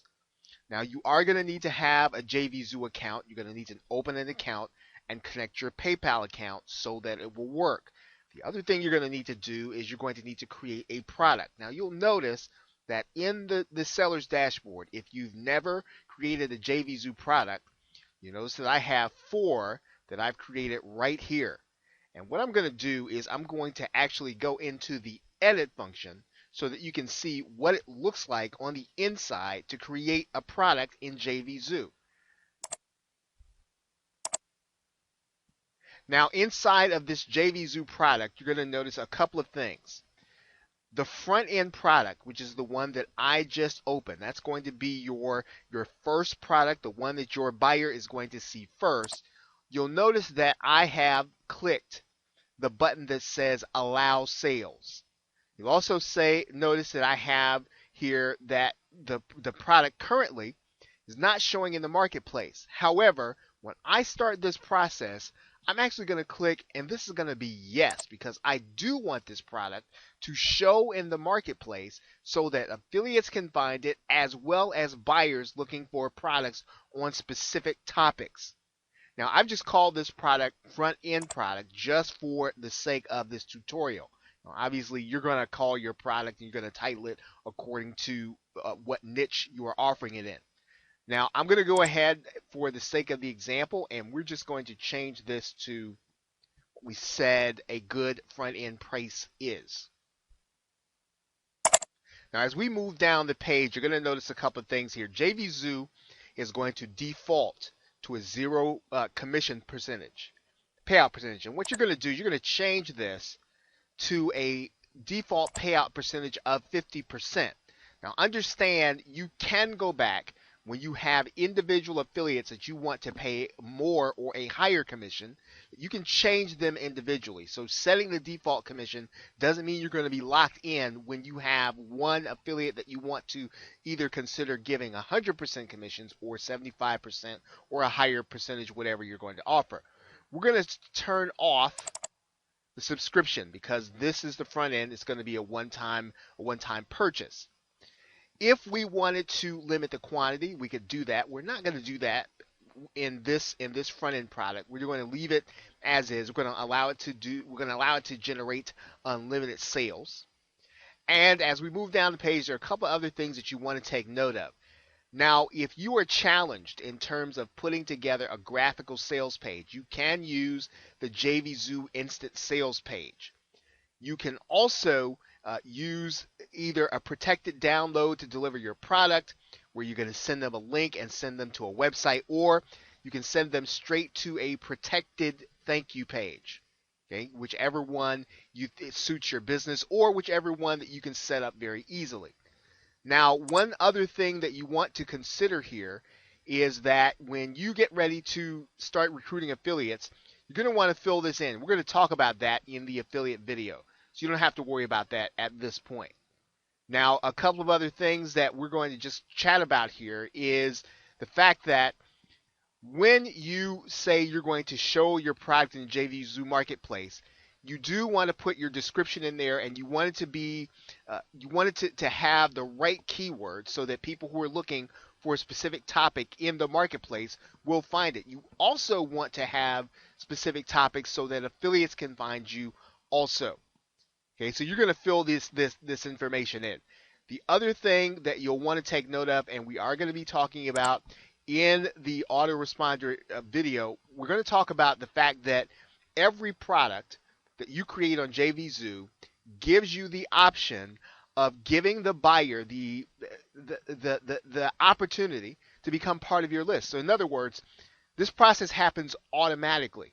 The buyer makes their purchase, and they are instantly placed on your email marketing list. And that really is a powerful feature when you use JV Zoo. The other thing, of course, is that you can include as a bonus a webinar, so that you can, if you place your GoToWebinar URL in that field that we're looking at right here, your buyer will automatically be added to your webinar so that they will be instantly registered. They don't have to put in another URL. And if you're going to maybe consider providing an opportunity for them to get another upsell or another opportunity to upsell on the webinar, I mean, you can do that. And so once again, JVZoo is an ideal platform for some of these reasons. Now, what we've just done is gone through the basics of putting together your front end product. Now, there are some slight differences between the front end product that you're going to be putting together and the upsells. And let's go over those things right now. So I'm going to come back to my dashboard. And what I'm going to do is I'm going to go inside of the upsell or upsell one.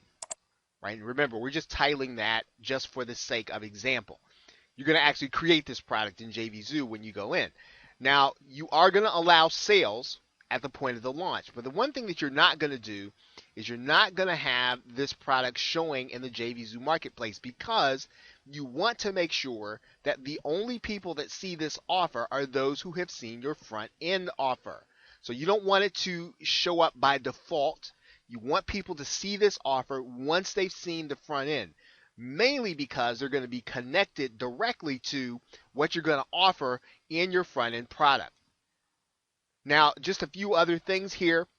One thing that you can do, and might be a smart thing to do, is when you have your buyer, and we're looking at the delivery method right here, we can send the buyer to a download page where they can get just this upsell product.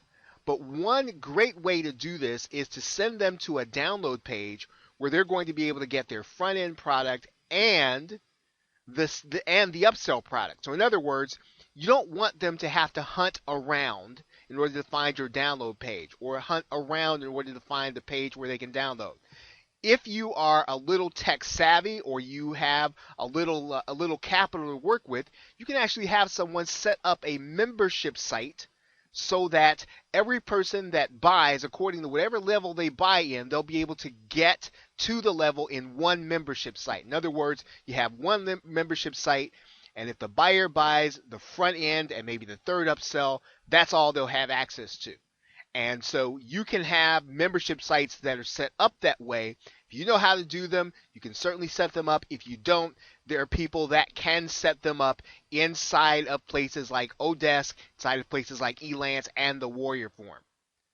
Now, one other thing, again, you are going to want to set up your affiliate terms. However, when you set up the sales funnel, and that is what we are about to take a look at now, your affiliates will be able to apply for the front end product, and then they will automatically get access to promote this product also, which is connected to it. So that means that you're going to want to think carefully about how you set your commission payout. Because if you are going to give some affiliates the opportunity to earn 75 to 100% on the front end, and that is your incentive to them, well, then you can actually profit on this product or on the upsell, depending on how you set the percentage. And you want to kind of think through how you want to set up the percentages based on how your products are priced and how you expect to profit. Okay, but that's pretty much the setup, or the difference between this setup and the front end setup. And you're obviously going to be setting up products number 2 and 3 in a similar manner, but you're going to set them up according to what you are setting as the offer. So we've now set up a front end product, and we've now set up an upsell product, which you can then take these same steps and you can set up your upsell 2 and upsell 3. Now what we need to do is to move on and set up the sales funnel inside of JVZoo.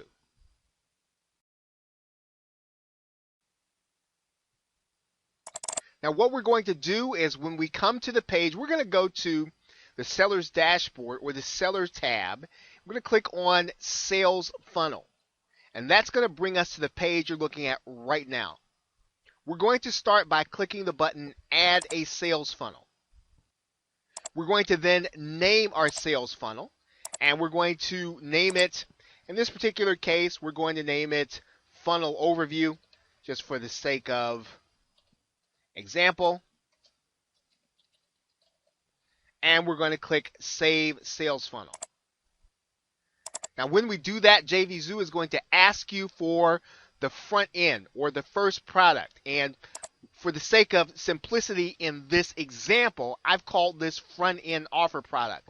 This is actually going to be your product name that's going to show here. So don't look for it to say front end. Look for your product name. Whatever your product name is and the front end, that is what will be showing inside of JVZoo. And you're going to click, once again, Save Sales Funnel. That's going to bring you inside of a screen where you're going to see what looks like a matrix or a bracket. There's going to be nothing in the bracket because we haven't set anything up yet. What we're going to do now is come all the way to the bottom. You're going to see your product there. That's your front end product. And JVZoo is now going to ask you for an upsell and a downsell. Now remember, our upsell is actually going to be the same as the downsell. So we are going to set up this upsell and downsell literally as the same thing with this product. So in this particular case, here's what we're going to do. We're going to add the first upsell.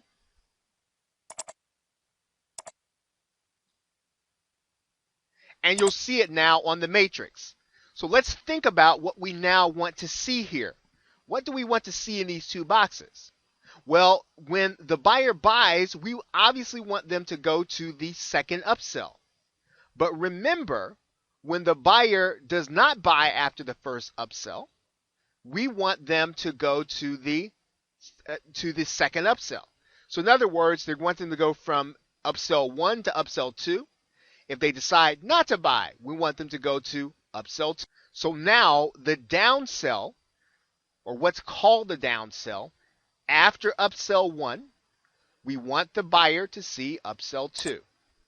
We're going to add that there. Right? After upsell 1, we want the buyer to see upsell 2. After upsell 2, we want the buyer to see upsell 3.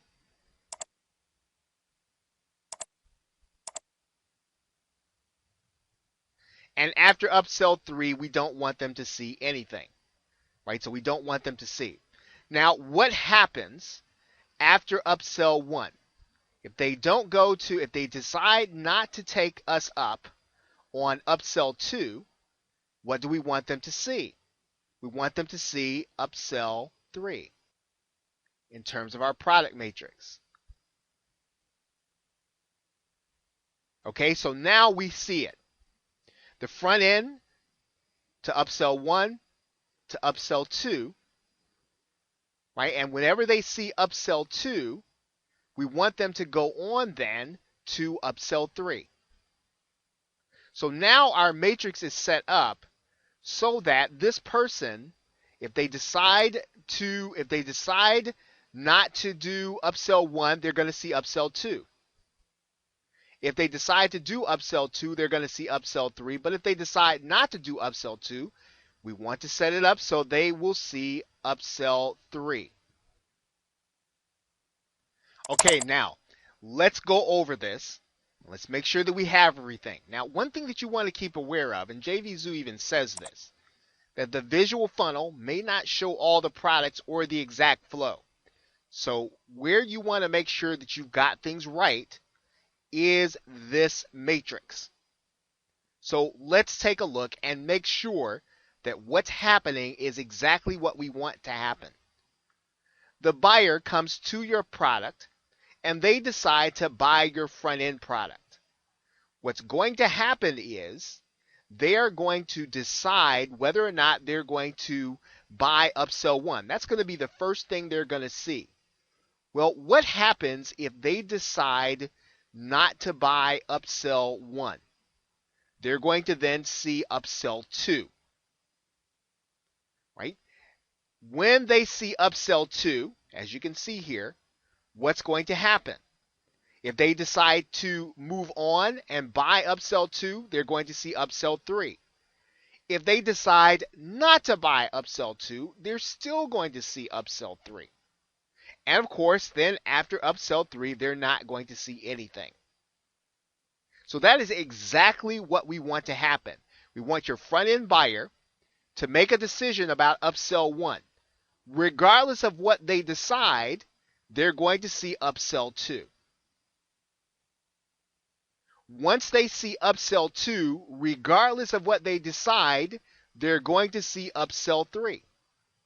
And that is exactly what we want to happen. We want them to see all 4 offers. They want to see the front end offer, and we then want them to see the 3 offers right after that. And JVZoo makes this easy to understand and to walk through and to set up. So now all we need to do is to make sure that our buyer actually gets the delivery of the products and services that we promise. So we're going to have to be careful about how we set up the download pages. But now they're going to see all of the offers that they are supposed to see.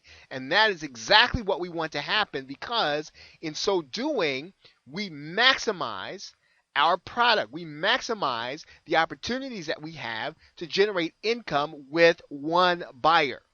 And that is the key to this process, is being able to give your buyer the maximum opportunity to see 4 relevant offers so that we maximize the customer lifetime value. And that's pretty much how we set it up in JVZoo. Okay, so with that, thanks, and I will see you in the next video.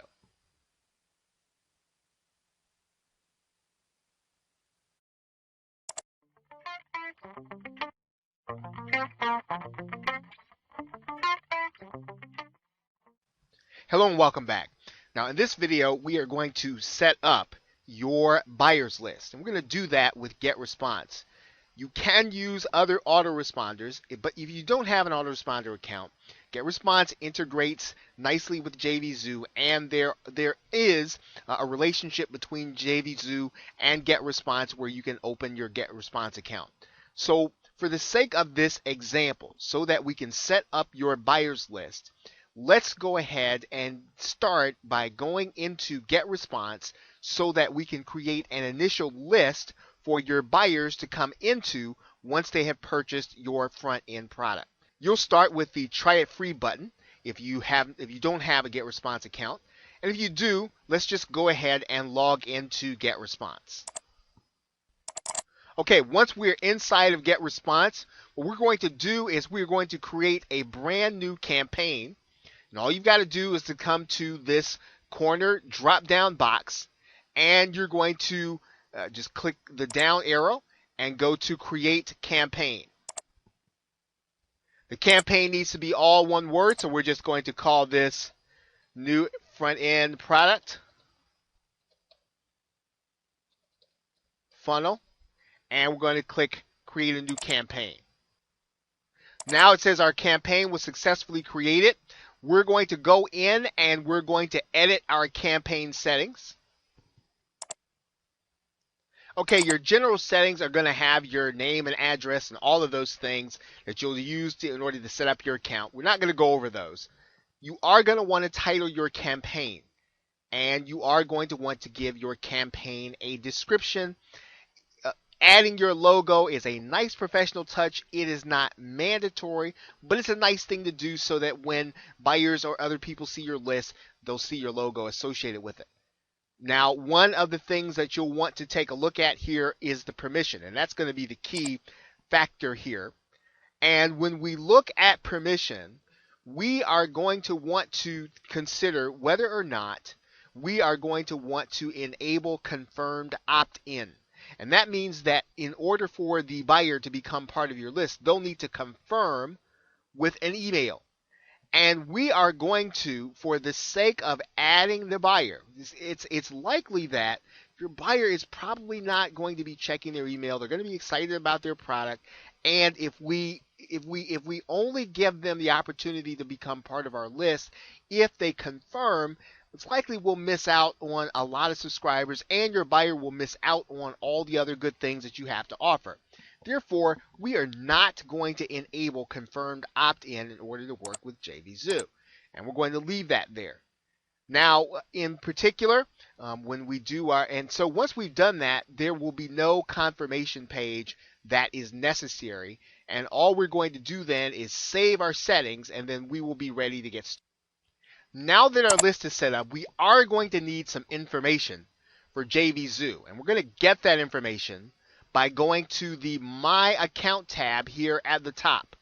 And we're going to go to that tab, and we're going to go to our integrations. When we do that, you're going to see Get Response API. You're going to see a link there. Go ahead and click that Get Response API link. And you're going to come to a screen that says My Secret API Key. Now, obviously, this is blanked out because it is a secret key. You want to go ahead and click the button that says Copy to Clipboard. So click that button.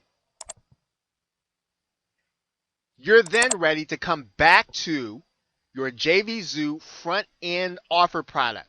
And you're just going to go into the Edit function.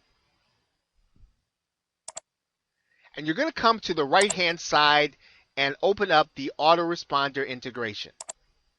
You're going to choose your autoresponder, and that's going to be Get Response. And you'll notice that JVZoo asks you, it says, save your Get Response API on your account page to get the full benefit of this single opt-in functionality. So you can either add it here, but one of the things that you want to do if you're using Get Response is to go ahead and to add it here, because JVZoo integrates with Get Response so that you will not have to have a double opt-in. So let's go ahead and just click that account page right now.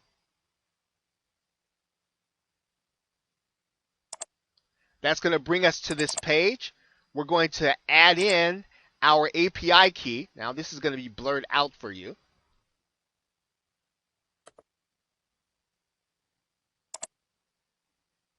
And we're going to click Save Get Response Account. Now, what you can do inside of JVZoo is you can set it up so that all the products you create, all those buyers go to one email list. You could set it up that way. You probably don't want to set it up. You probably want to individualize it. But if you're creating products and they're all going to be in the same niche and they're all going to have a very similar focus, it can be a good thing. However, it can be a little convoluted if your buyer buys multiple products, and that is certainly what you want them to do. So we're not going to set up the default Get Response campaign. We're going to go back to our product, and we're going to set up the individual campaign that we just set up inside of Get Response. So we are back inside of our product now, and what we're going to do is we're going to select the Get Response autoresponder. And so now, all we're going to do here is we're going to click Load Defaults, right, for our API key for this campaign.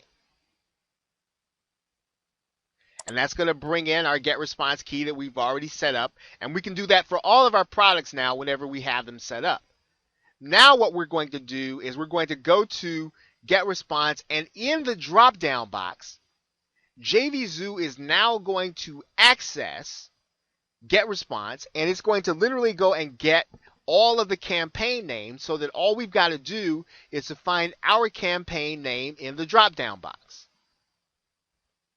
And you'll see there's our product name, new product funnel. And so now all the buyers that buy our front-end product, they will be automatically added to the new product funnel list without having to opt in a second time. That means that you will be building a list of buyers that you will be able to not only market to, but also you can literally send them to the offers that you have created for this product. So setting up lists specifically tied to a specific product and giving them a specific sequence is a smart thing to do. And integrate using the integration that JVZoo has with GetResponse is also very efficient and a very efficient way of being able to build a buyer's list while not irritating the customer, having to opt them in order to give them updates. This is a very smooth way, and they are automatically added without having to do 2 or 3 different steps in order to do that. So this is a great way for you to build a buyer's list and continue to expand and to get leverage on your product creation.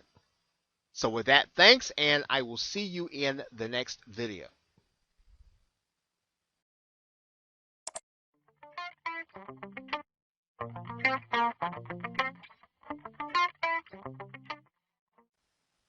Okay, now in this video, we're going to discuss what you can do in order to collect the names and email addresses of some of the visitors that come to your website that are not necessarily ready to buy from you or not necessarily ready to take the next step in terms of getting into a product or service that you are offering. And so what you need to do then is you need to create what's called a squeeze page or landing page where you can offer your visitors a free report or some kind of information that will help them in their business until they're ready to buy. But you want to be able to market to them continually until that happens. Well, one of the ways in which you do that, and you're looking at GetResponse right now. Now, GetResponse actually offers a service. It is their landing page creator.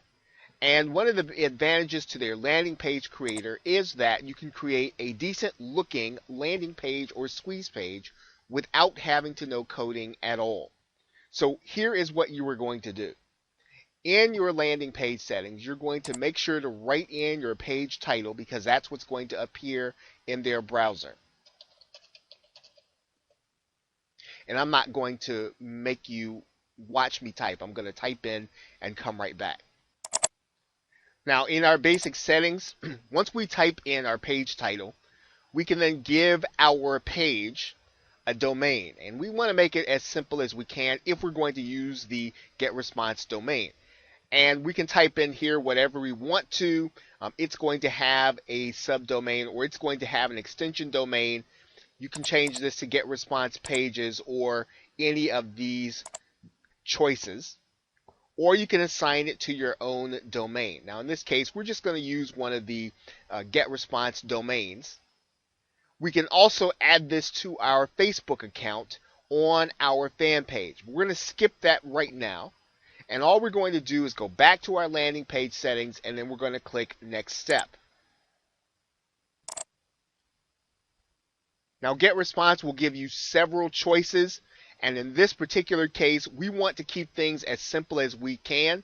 Now, obviously, if you're operating in other niches, you can use any of these templates that you want that will give you the benefit of being able to present something visual that will be eye-catching to your visitor and grab their attention.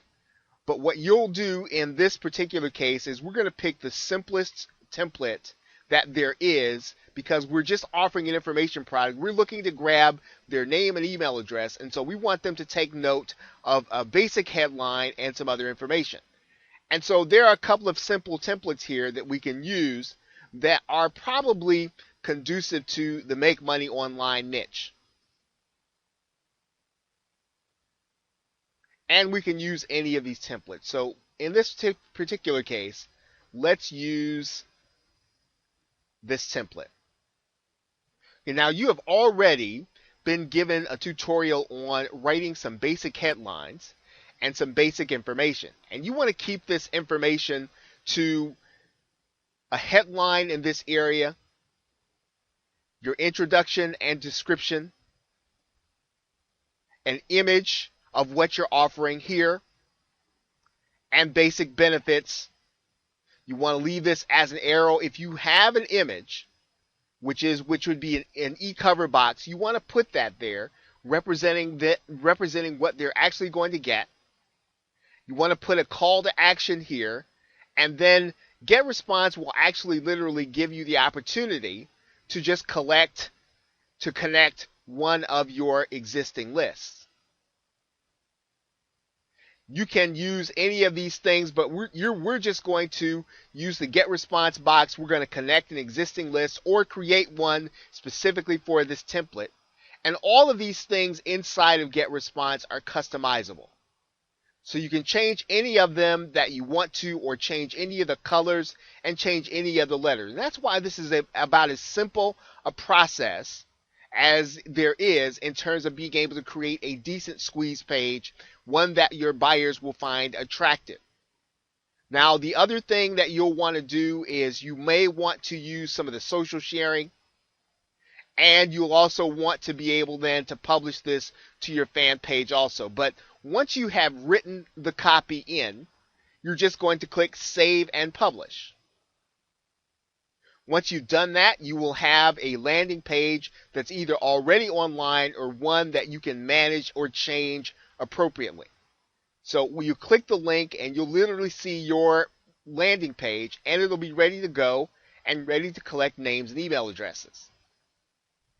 So within minutes, you'll have a squeeze page that's ready to present your visitors with the opportunity to gain a free report by coming to your website and giving you their name and email address. Now, once again, this is a service inside of GetResponse. It's an additional $15 in a month. If you opt to do the first part of it, you can actually have a free trial, where if you need to test the system to see if you can get it to work, you have time to test it. And it could be a good idea to test it right along with the autoresponder if you have not yet become a subscriber or regular subscriber to Get Response. So once you've done that, you have created your landing page. You can choose to either have it redirected, and there are a couple of ways for you to connect it to your domain name. Click Edit here. Either assign it to our domain, or we can use the Get Response domain and redirect it.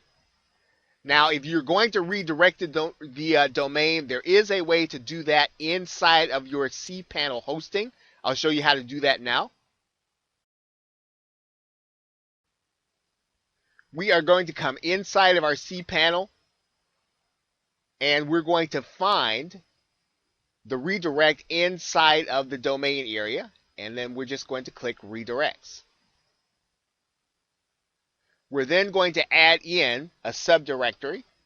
We're going to call it landing page, and then we're going to take the URL that we just got from GetResponse and put it here. You'll then see the link inside of your cPanel, and you'll be able then to go and click the link, and it'll take you to your squeeze page. Okay, and with that, your squeeze page is now ready to be displayed. So now your squeeze page is ready to be published, and you are now ready to begin collecting names and email addresses for the freebie that you're going to be offering visitors who are not quite ready to proceed with your offer. So with that, thanks, and I will see you in the next video.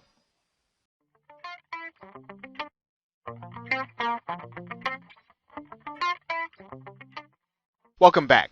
Now in this video, we're going to be discussing, once again, the sales funnel, and you should now be at the point where you already have your list of subscribers that you're using in order to build up your business. You want to make sure you're capturing people that are not yet ready to come to your offer. At the same time, if you have been following the course, you should be at the point where you have a product in development and or near completion. Now, when you talk about product, we're really talking about an offer. And remember, an offer really consists of 4 offers ready to be placed inside of the sales funnel sequence.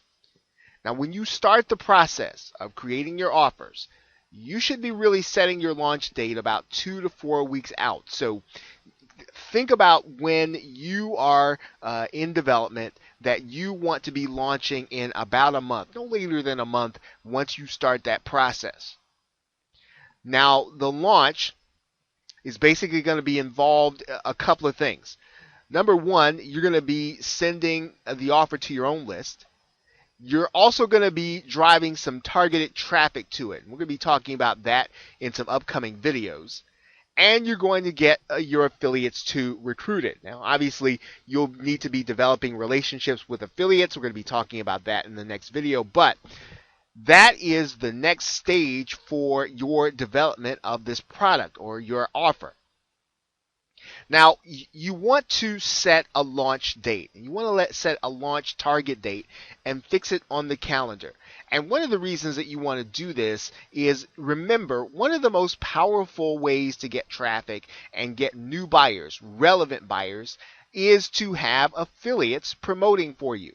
And one of the things that having a launch date does, it gives you and your affiliates the opportunity to create a buzz around the product. I mean, hopefully you've got something unique that really does meet a need in the marketplace. And when there's a date and there's buzz about a product and the affiliates can do that, well, that really does help and enhance their ability to sell to their subscribers. So a launch date is a very good thing for both you and your affiliate partners. Now, you want to make sure that to the best of your ability, that your launch date does not coincide with the launch of other more established marketers. You want to do a little launch research. There's sites like JV Notify Pro, and you can even do some launch research inside of GetResponse. Let's take a look at doing that right now. JV Notify will tell you, for example, that there are launches upcoming. You'll see one that is coming up in April. Right? You'll see those that are coming up in the next few weeks. And so by becoming a member of JV Notify Pro or signing up for the free account, you will get notice of launches that are upcoming so that you can either participate, of course, as an affiliate, but even more importantly, you want to make sure that if there's a launch that's going to interfere in your particular niche, you want to maybe consider doing yours at a different time. Now, there are other affiliate networks that you can take a look at. One that's new is called Deal Guardian. There are launches that take place on there. You might want to check to make sure that there are that the timing of your launch does not coincide once again to an extremely big and a launch that's going to have a lot of buzz from a lot of affiliates. You can also go inside of the JVZoo marketplace. And if you just go to find digital products to promote and you click the launched button, that'll give you all the dates in the future. And you'll be able to see some of the launches that are going to be happening. And you want to make sure that you understand what's going to be offered in your niche. You want to take a look at the sales page. And in some cases, you may want to promote. But at the very least, you want to make sure that if you are going to launch your product, that it has the best possible chance for you and your partners to promote and succeed with it. Now, even though you're doing launch research, keep this in mind. You don't need permission to launch your product. And you shouldn't operate from a scarcity mindset. So you shouldn't feel as if somebody else is launching a product that they're going to take all the sales and you're not going to have any. You've got a unique, well thought out offer and a decent sales funnel. You will have a profitable payday. There will be affiliates that want to promote you, and you will be able to generate income. You just want to make sure that you're giving your product and your affiliates the best possible chance to succeed. And if most affiliates will have a launch calendar, they'll have a promotional calendar where they consider what they're going to be launching in addition to the promotions they're going to do. And you want to make sure that if you have a partner and someone that you're working with, that they don't feel conflicted and that they don't confuse their subscribers. You want to give them the opportunity to give their subscribers a free reign with your product. Time to explain it. Time to really get them excited about it. So that's really the mindset behind working with affiliates, launching your product on a particular date for a big payday. And we're going to be talking about some of the other aspects of getting traffic to it, but setting the date and getting ready is a huge part of now taking your product to the point where it's now ready to be launched. And with that, thanks, and I will see you in the next video.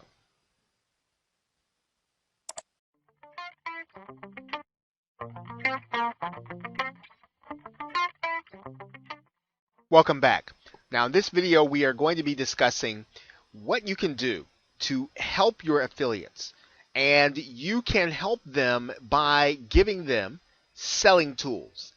And there's a logic behind doing this. Of course, you already, if you have been following this tutorial, following all the videos, you know that affiliate traffic is a powerful way for you to be able to get targeted buyers to your offers. But you want to make sure your affiliates actually want to promote you. So you want to make it easy for them. And you make it easy for them by giving them tools that will help them sell to their subscribers. Now, do not want to make them have to guess at what your product is about. You don't want to make them have to guess at what the benefits are, or what the social proof is, or what is the key factor that will make their subscribers out. You want to give them every available advantage that they can in order to promote to their subscribers. Now, one of the ways that you take care of that, by creating emails for them to send out to their subscribers. And your emails, the emails that you give to your affiliates as selling tools, it should have your best headlines and it should have your best copy in them. You want them to want to work with you again, and you want them to make money. And you can do that by giving them good, solid selling tools that go along with your launch. Now, you should have, or you should be keeping, and if you're not, you should really start doing this now. One of the reasons why you remain on the mailing lists of other internet marketers and people in your niche is because you should be developing swipe files. You should be developing emails, or you should be developing a file of copy that you know is impressive and that you know actually works to convert if it convinces you. Now, you should be keeping files of those so that when you get ready to write your emails, you don't want to take theirs and plagiarize them or copy them, but you do want to take the elements in thinking about the basic copywriting elements that we have gone over in other videos and to apply them inside of the emails that you're giving to your affiliates in order for them to promote your business. Now, one of the things that you want to do is you want to make these emails available on your own JV page. You want to have a page for affiliates to promote this offer. Now, every offer that you put forth, every offer that you start this process with, you should give your affiliates a page to go and get selling tools. So this is not a once and done operation. Every time you create a product, for every single thing you're doing, you should be creating selling tools that give your affiliates an unfair advantage, or at least an advantage in terms of being able to promote your product to their subscribers. Now, if you have the resources, you may not have it at the beginning, and this might be your first launch. You want to create a contest for your affiliates, and what that does is that gets them motivated sometimes in order to get moving, or to mail that one more time, or to add you in when maybe they were not going to send out email on a particular day. You want to give them every incentive in order for them to promote for you. So creating a contest with real prizes, typically cash prizes or computer software or something that's valuable to marketers. If you can offer that in a contest, you will see increased activity from the marketers. Now, the other thing is that if you have the knowledge to do so, if you have been around marketing long enough, one of the best ways to help your affiliates is to conduct a webinar, or a sales webinar, where you draw their subscribers to your webinar and you basically sell them on your product or service. Now, this does take a little technical know-how. in order for your affiliates to get credit when they send their buyers to your webinar. But this is something that advanced marketers do. And if you are a good presenter and you are a good salesperson in presentations and webinars, this is a great way to assist your affiliates. Now, you also want to make sure that on that page that we talked about, the page where you've got all the emails, the page where you're outlining to them what the product is and what it does, give them videos. Give them videos that will show them exactly what your product is and what it does. And you want to give them, once again, permission to use those videos if necessary. Give them permission to do whatever they want to do with them. If they want to download them and cut them up and add them into their own promotion, give them the permission to do that, because they know their people and you are giving them tools in order to make sales. Now, one of the other things you want to do is you want to provide as much information inside of the JVZoo affiliate area as possible for those who are going to promote your product. Now, what do we mean by that? Now, when we are inside of the product area, you get the opportunity to give your affiliates information about your product, and notice that both of the fields are HTML enabled. Therefore, you can also provide images inside of these fields, and you can give your affiliate the opportunity to see what your product is about when they decide whether or not they want to promote for you, and to really give them a feel for what it is you are offering. And you want to tell them, of course, where they can go to find your JV page or your affiliate page.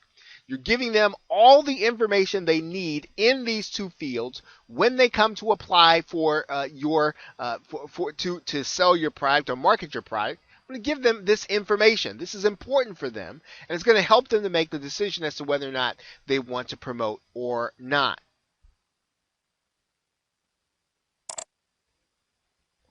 And that brings us to another point here. You really do want to be careful inside of JVZoo about affiliates that don't have prior history with digital products. You can delay paying their commission in some cases inside of JVZoo. You probably want to take them up on that until they've demonstrated that they know how to sell, that they're going to market your product without destroying the value. So do exercise. This is something that JVZoo encourages, and you want to actually use it in your promotion, especially as you determine who you're going to have taking the message about your product to the public. Okay, so with that, thanks, and I will see you in the next video.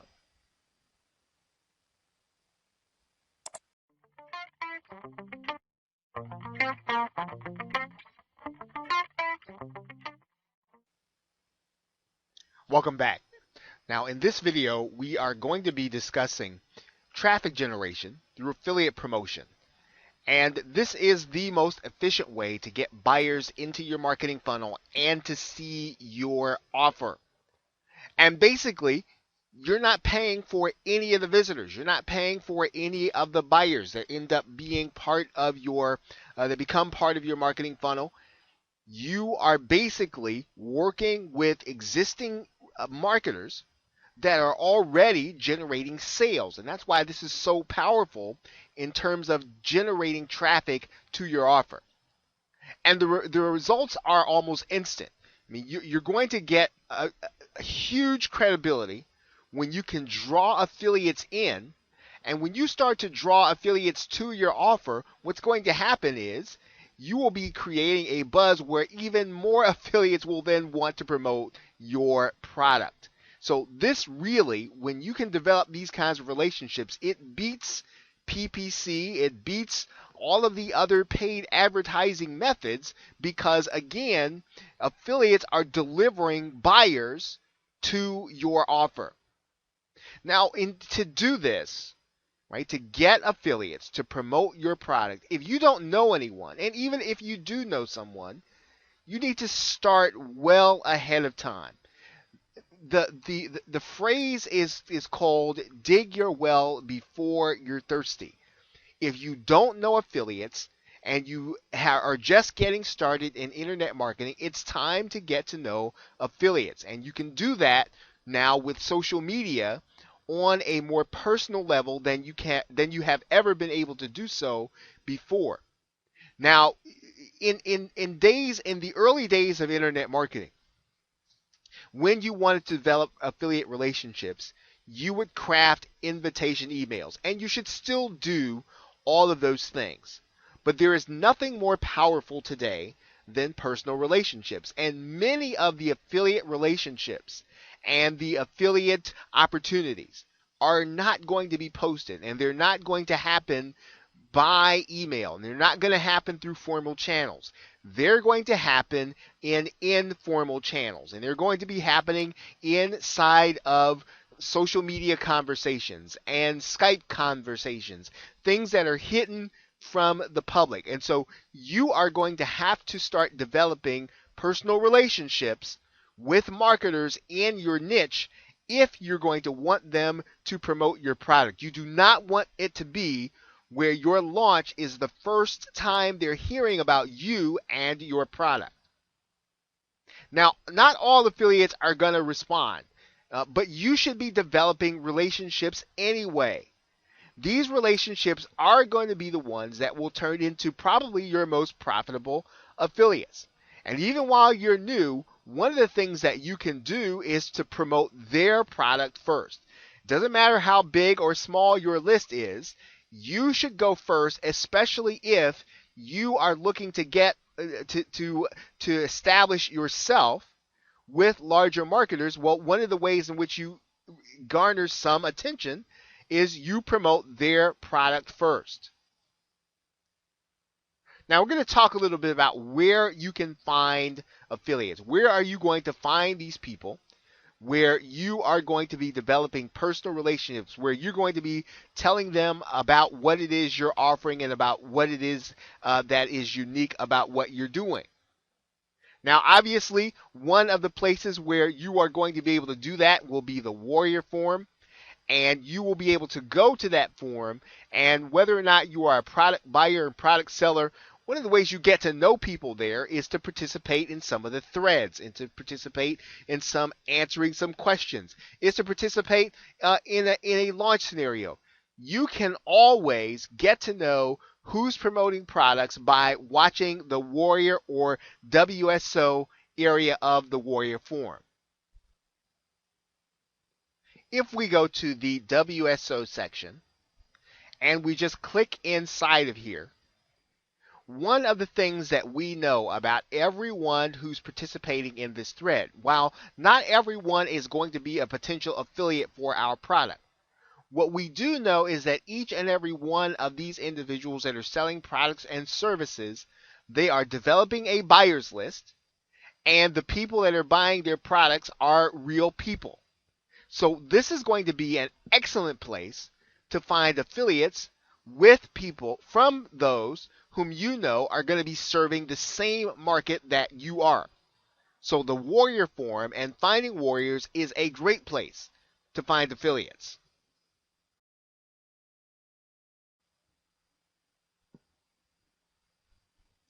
Now, one of the other places where marketers are socializing about business and socializing about marketing are Facebook forums, Facebook groups, and inside of Skype groups. And where you can participate inside of a Facebook forum or a Facebook group, and you are invited to participate in a Skype group, you do not want to turn those opportunities down, especially if you are a product creator, because this is where you are going to get the opportunity to watch and get to know people in real time. Now, not everyone is going to want to interact with you, someone they barely know, on a personal level when you first get started. However, being there and being around will help you when this is not going to be the first time. Your launch should not be the first time when someone hears about what it is that you are doing. One of the other things that you can always do is take interest in what these marketers are doing. That is how you will likely get their attention. working inside of a more personal group, such as Facebook forums and Skype groups, and taking an interest in what they're doing, so that when you actually come and you approach them about what it is that you're offering, you will have already had some interaction. You can also do the very same thing inside of Google Plus Circles and basically all of the social networks such as LinkedIn and even YouTube. You want to allow affiliates to know that you are active and that you know about what it is that they're doing, right? So that when you approach them, once again, you'll be approaching them from a position of strength. We just looked at JV Notify Pro in another video. It's a great place to find affiliates. Now, once again, most of the people who are going to JV Notify Pro are going there because they are looking to promote their product. And so once again, even if you have a small list, if you can promote them to your list, well, then you have something to talk to them about, and you have something to talk to them about that's in their interest.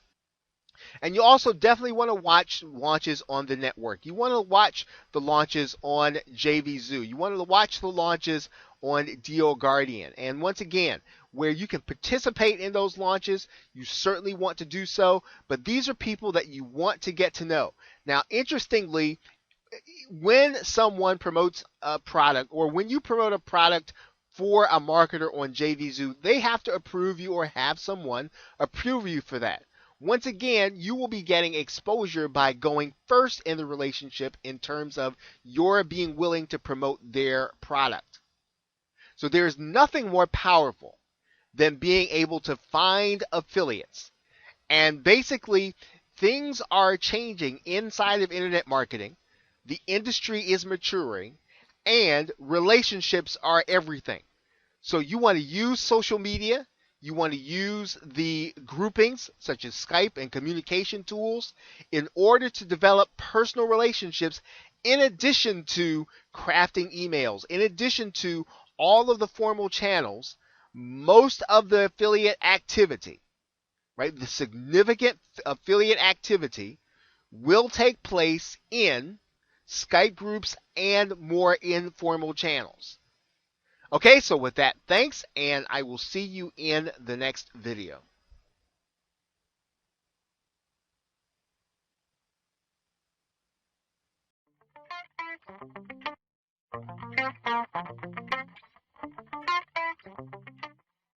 Welcome back. Now, in this video, we're going to be discussing traffic generation using solo ads. Now, solo ads are the fastest and most effective way to find information seekers that will eventually become your product buyers.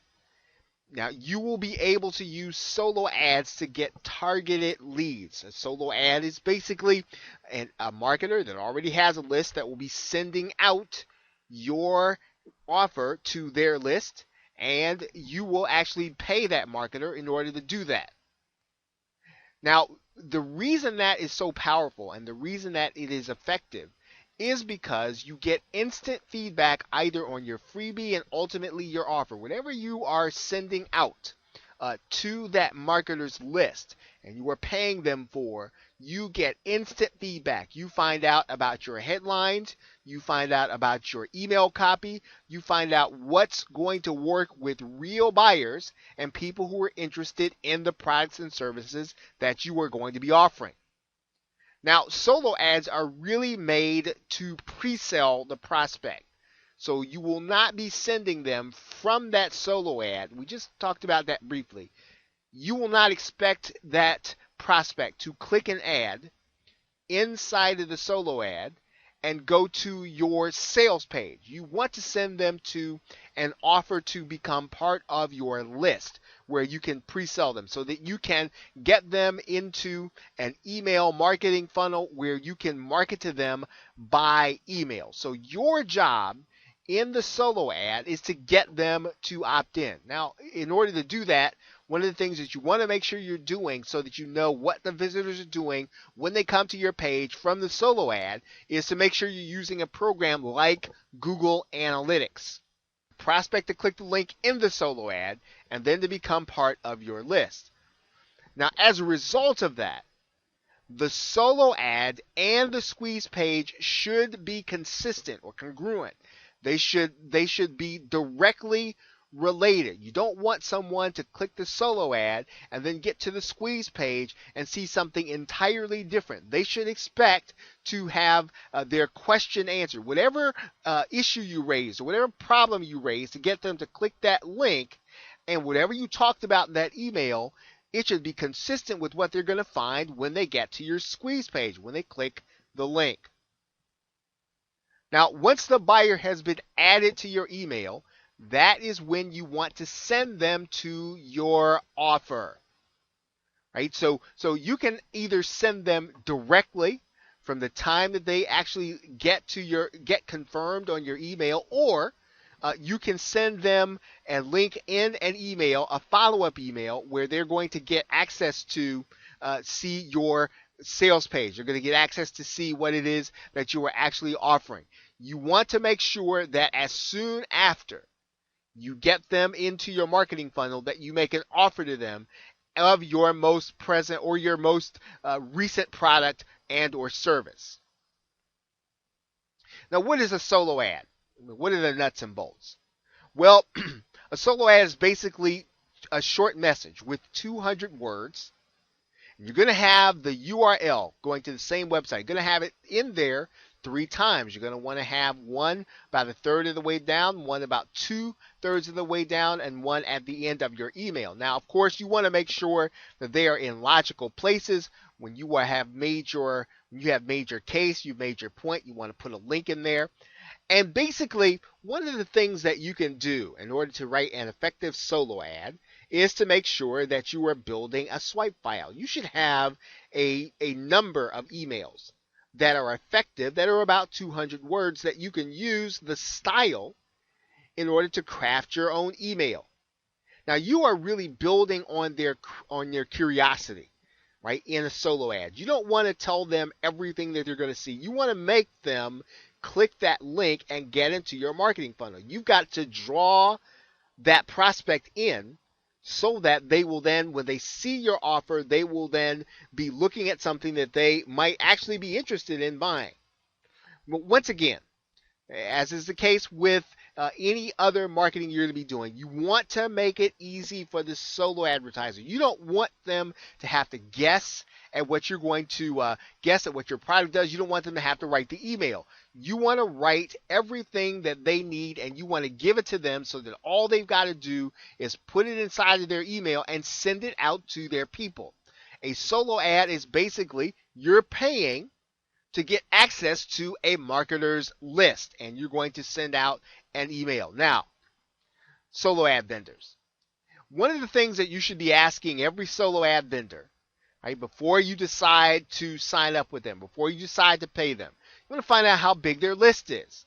You want to find out whether or not they have the capacity to send visitors to your page by doing a mailing.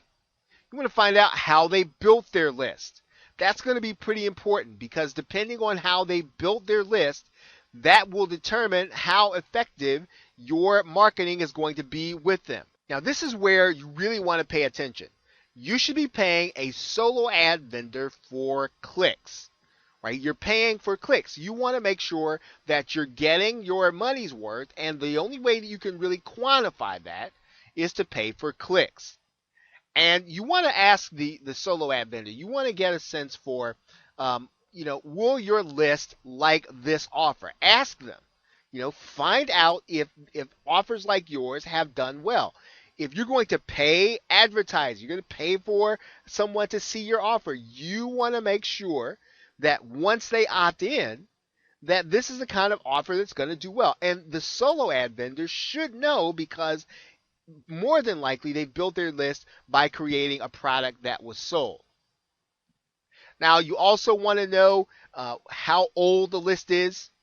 Okay, the older the list is, it's probably going a little stale and it tends to be less responsive. So you like to have a list that's fresh, you like to have a list that's fairly recent. You don't want to have a list that's kind of been out there because people are then a little more immune to the email and they're less likely to open them. They might just still be on the list just because it's a habit to be. Now, one of the ways you can find solo ad vendors, of course, is to just Google solo ad or email advertising. We are going to talk about some places where you can find some solo ad vendors. Now, other than Googling solo ad email advertising, you can also take a look at some places like the Warrior Forum, the solo ad marketplace, and social media groups. Now, let's take a look at what we mean by that. If you visit the Warrior Forum and you go to the Warrior Forum classified ad section, we're just going to click that forum right now. We will come to the inside and you're going to see a number of ads where you can actually get solo ads. Now, one of the good things about the solo ads that are being presented here in the Warrior Forum is that typically those who have actually bought the solo ad will come back and verify as to whether or not their experience was a good one in the actual thread. So you will be able to not only search inside of this particular forum, but you will also just be able to browse the forum to find good solo ad advertisers. And you will be able to ask those solo ad advertisers the questions that we just talked about. So indeed, solo ad vendors can be found on the Warrior Forum. They can also be found in a place called the Solo Ad Marketplace. Now, we are going to just sign into the Solo Ad Marketplace. And we're going to see a couple of things here. Now, we want to then just take a look for the solo ads that we want. Maybe we might do it according to the niche that we're in, but we can start with internet marketing or business opportunities here. And we are then going to see solo ads that we can order. Now, one of the things that we can do, of course, is we can sort them by rating before we start looking at asking some of the key questions that we want to ask about the solo ad provider. You'll notice some of these solo ad providers, some of them have what is designated as a top seller.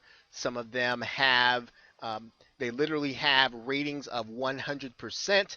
So you will be able to get a sense for the experience that other people have had with a specific solo ad provider by coming to the solo ad marketplace. You'll be able to find other providers that do take payment in order for you to mail to their list.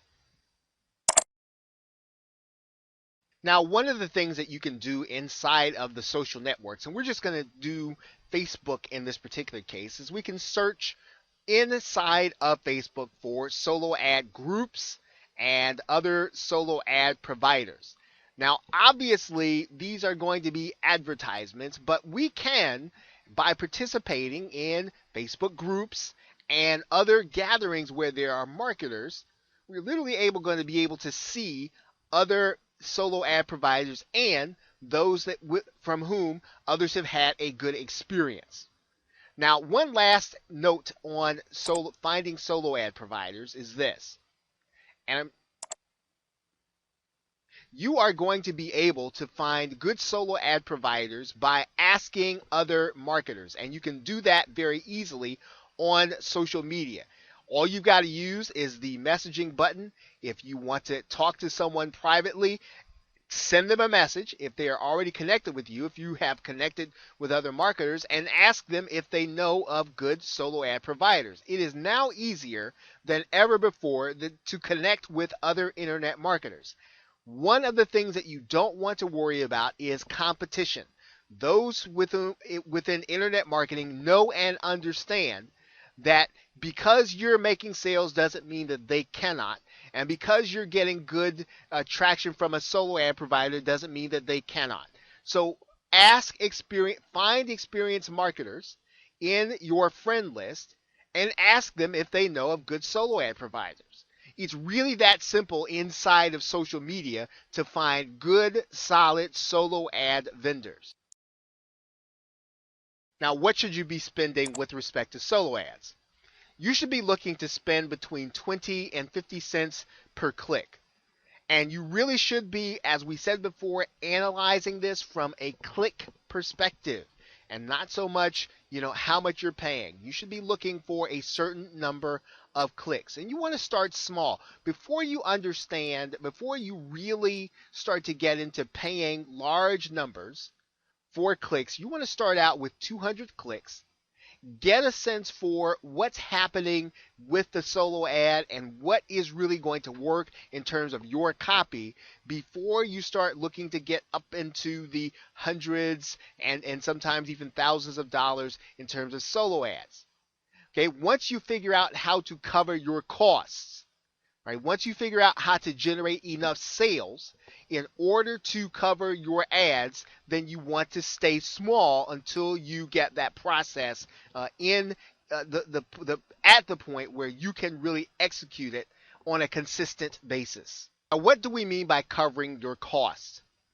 You want to be able to generate sales from that solo ad through your front end offer and through your upsells and through follow-up emails. So in other words, can you, from those that you have come in contact with through the solo ad, can you generate enough income from your front end, from your upsells, and from your follow-up emails to at least cover the cost of the ad? Once you can, and you can do that with each successive ad buy, then you can start to then move up in terms of price, and you can move up in terms of number of clicks. That's the way you really want to analyze whether or not your solo ad spending is working and when it's time to scale up. So with that, thanks, and I will see you in the next video.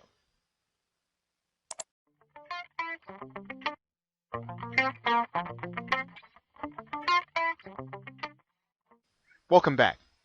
In this video, we're going to be talking about media buying. And media buying is a more advanced way of being able to direct targeted traffic to your sales funnel. And you really start to think about media buying once you have a clear understanding of your target market and you have an understanding of how your offer is going to convert with that target market. You can then scale up your operation with paid advertising. Now, you could use sources like Google AdWords or even Facebook ads, which we will talk about in this course. But that method, because Google AdWords and Facebook are both intermediaries, you still leave a little money on the table, and you're not necessarily advertising direct with the people that are actually going to be looking at your offer. Now, media buying allows you to advertise direct with a suitable source for your demographic or buyer. Now, if you are in the make money online niche or if you are in the weight loss niche, you will want specific places to place your advertising. And when you do that, of course, you get more targeted traffic to your sales funnel. Now, media buying can be as simple as a targeted pop-up, which we in internet marketing we would know as PPV traffic. You could have blog or news website banner traffic where your banner is placed strategically someplace on the site where you know your target market is visiting, or video sharing sites like YouTube and you're advertising right on top of the video, which is a growing way for you to do media buying. Now, basically, you're using image or media-based advertising to attract individuals into your marketing funnel. With media buying, the key really is understanding your target market. That is over and above the most important aspect of being able to execute paid traffic. You have to understand your target market. But now, what does that mean, understand your target market? Well, you understand who they are demographically. Who is your buyer? Who are the people who are actually doing the buying? Are they male? Are they female? Are they in their 30s or 40s, or are they in their 50s or 60s? What do they tend to do, and what kinds of things do they tend to buy? What do you know about what they buy in addition to your products and or services? Now, what are they scared of? What does your prospect or what does your buyer typically find frightening? What is it that keeps them awake at night? And of course, you want to know, what do they want out of life? What are they really striving for? What is it that really keeps them motivated and keeps them moving? You want to know these things because as you start to create banner advertising, as you begin to create image-based advertising, these are the things that you want to display in your advertising. So understanding your target market is of extreme importance in this process. Now, where do they hang out online? Where can you reach them? Where can you find them? Where can you find them passively? Where will they run into your advertising? What are the websites? When you start talking about where they hang out online, what are the websites? What are the specific things that they read, where they watch videos, where they socialize? Where is that? Where is it that they hang out? What are they looking for on those websites? What brings them to those websites where they hang out and they spend so much time there? Now, you want to find out about those websites, whether or not they're going to allow you to do banner advertising. It's in that respect, media buying is pretty simple. You want to find out where your target market is and you want to advertise there so you can get passive traffic. What are the websites, the blogs, the communities where you can advertise directly to your target market? That is what you want to know with media buying, and that really is what will make all the difference in terms of your being able to scale up the passive traffic to your site. Now, you'll need to be specific in your targeting. Now, what does that mean? That means that once you want to understand where you're going to advertise specific websites to a specific buyer. Because in some cases, you might have one product that you want to advertise to two different groupings of people, but you want to be specific in the way that you communicate to both. Now, one of the things with media buying is before you really get to the point where you're going to scale up your media buying, you want to learn to cover your costs. And media buying works well for those that start the process knowing how their product converts. So in other words, you should know your numbers. You should know what happens when your target buyer hits your page in general, because that will help you to make adjustments as you're looking at the performance of your advertising. You should be constantly making those adjustments until your campaigns are profitable or as profitable as you want them to be. You target those sites that are going to contribute the most buyers. So contributing subscribers is not enough. You want to have your tracking working so that you know exactly how many buyers that your banner is really contributing to your process. So your analytics are going to be very important, and Google Analytics will do just about everything that you need, although there might be some other aspects to the tracking process that another source could be helpful to you. Now, banner advertising still requires the same principle shared in the killer copy video, specifically with respect to the headline. So in other words, your headline should still do the same work on a banner that it did in the sales letter. Now lastly, the images should illustrate the goal position of the individual once they've received or they've experienced the chief benefit of your product. So if you think about what is it and what does it look like when your prospect or customer, they have already experienced the chief benefit, what is the visual that you want to communicate? That is the visual that you need to have in your banner, in addition to following those principles of killer copy that we talked about in a previous video. So with that, thanks, and I will see you in the next video.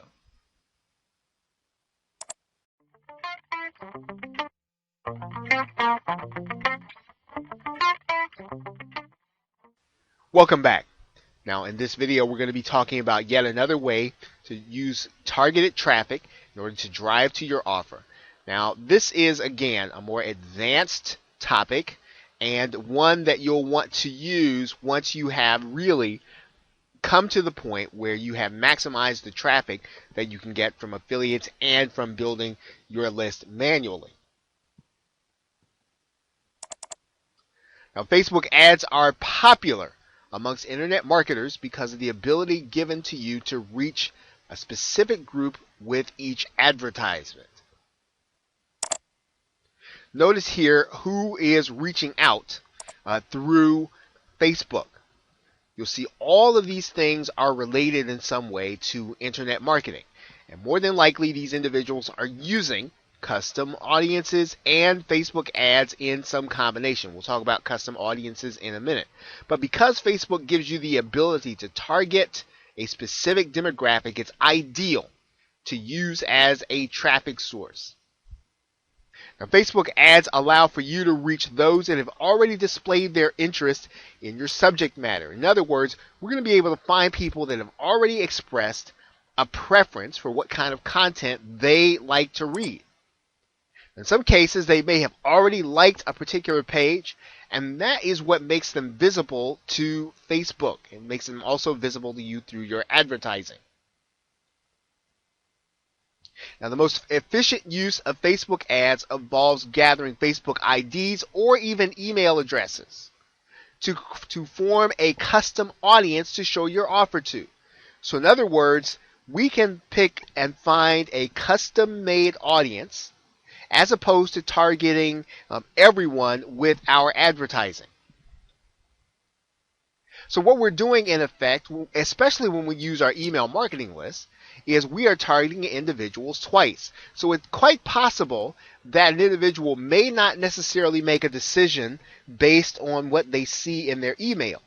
However, if they spend a lot of time on social media, it's possible that we can show them the very same ad and have them make a purchase of something that we would not have been able to reach them otherwise. So we are in effect targeting individuals twice. Now, because you can upload these emails to Facebook, this is always going to be your ideal market. They have already proven that they're interested in you. They're interested in what you have to offer. And what you're doing is you are really giving them the opportunity to participate on any of your offers. Now, you will also find your ideal audience in open groups. They're actively holding discussion. So if you can find those groups and you can get their IDs, you can then form a custom audience.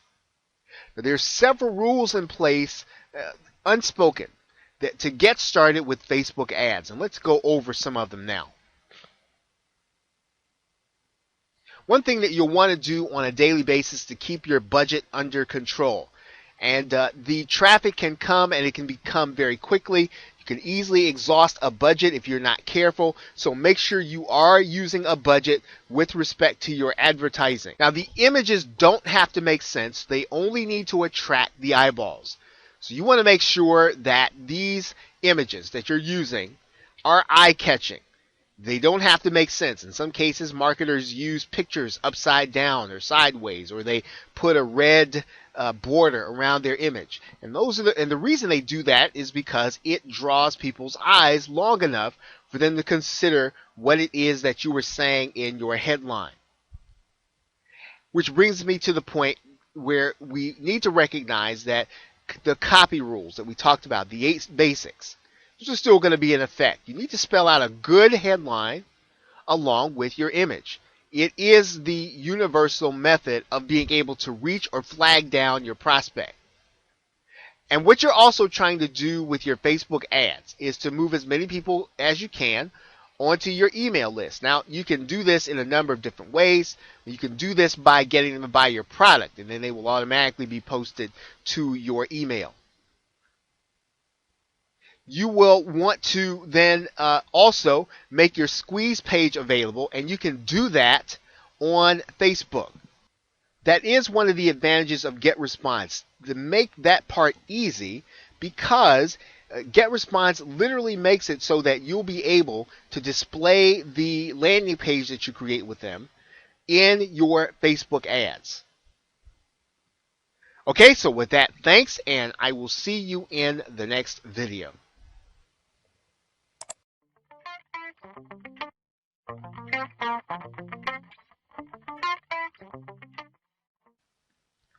Welcome back.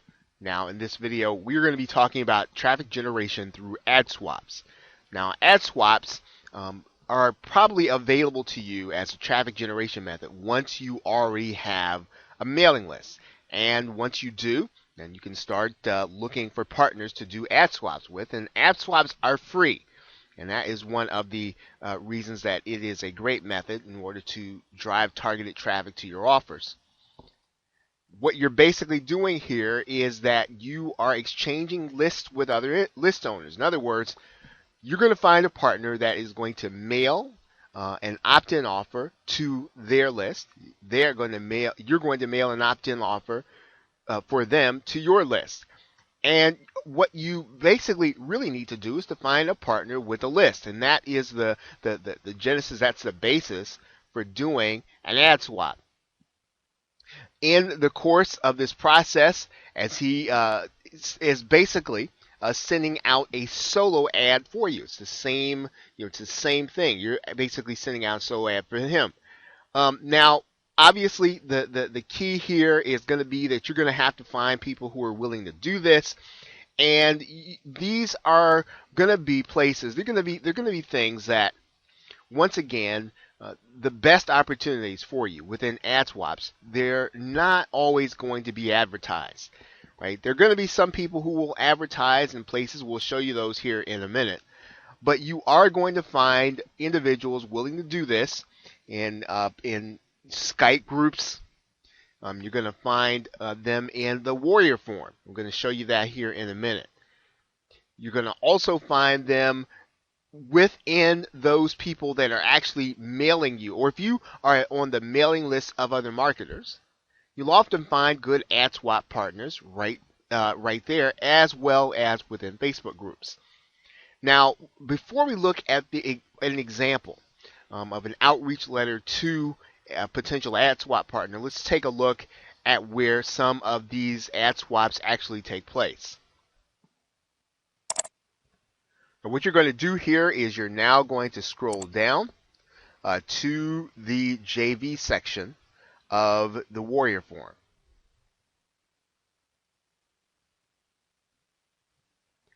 And that's going to be right here, Warrior Joint Ventures. And you're going to see a number of ad swaps taking place already. You'll see that there's one taking here, ad swaps for small list. You see one for ad swaps for any size list. I will build your list for free. So you're going to want to work with some of these individuals. And as you do, what you're going to find, if you have a good giveaway, you have a good offer, your list is going to grow. And as a matter of fact, it's not going to take you or cost you anything other than the time that's going to take you to actually do the mailing for the other marketer. Now we're going to look at a sample outreach email, but as we do this, as you can take a look and you can see some of the things that you're going to want to say, you're going to want to know what you can generate in terms of clicks. Remember, that is the currency in solo ads, and that's basically what you're doing with your partner. Now you're looking at an ad swap example. And what you're going to do with this outreach is to find other list owners that are going to be willing to basically do this exchange for you. Now, not everyone who's willing to do an ad swap is going to be on the Warrior Forum or any place public. You are going to have to reach out to some list owners, and in some cases, you might reach out to a list owner that may or may not be interested in doing this with everyone. And so you will have to conduct your outreach based on the activity that you see in the other marketer. Now, once again, this is going to run in the same direction as some of the other things. You are going to want to have some of those relationships in place prior to starting this process. Okay, so with that, thanks, and I will see you in the next video.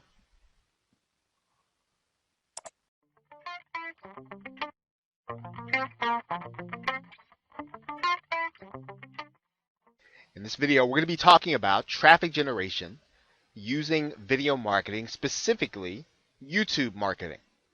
Now, as a marketer, you really do need to take YouTube seriously, mainly because it is where there is traffic. It's where people are spending their time. YouTube is the second largest search engine in the world, very heavily used by individuals that are looking to get problems solved. They're looking for demonstrations. They're looking for ways that they can quickly solve problems or dilemmas that they have. And they're looking for people who have proven themselves to be experts to explain to them how they can solve certain problems or achieve certain goals. Now, some of them will find their YouTube videos in organic search. Now, if you were to just type in YouTube's second largest search engine in the search engine and you scroll down, what would you find? You'd find a video, a YouTube video, oddly on this subject. And this is going to be the case with many subjects where people are looking for answers. And so sometimes people will find those answers when they're looking in organic search, and they'll actually find a YouTube video. And if you've been in marketing any length of time, you know that one of the key factors in YouTube organic search is that, well, these videos have a thumbnail and it makes them stand out.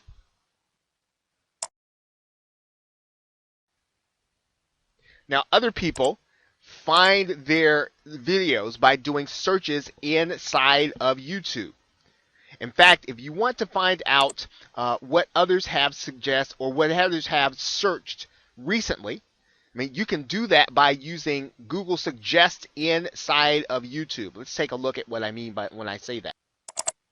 You've probably experienced the fact that when you go to YouTube and you start by typing in, or go Google, you start by typing in one of your keywords, and you start by typing in other keywords, you're going to get suggestions from Google about what other people have been searching, that these are going to be the popular topic. This tool is called Google Suggest.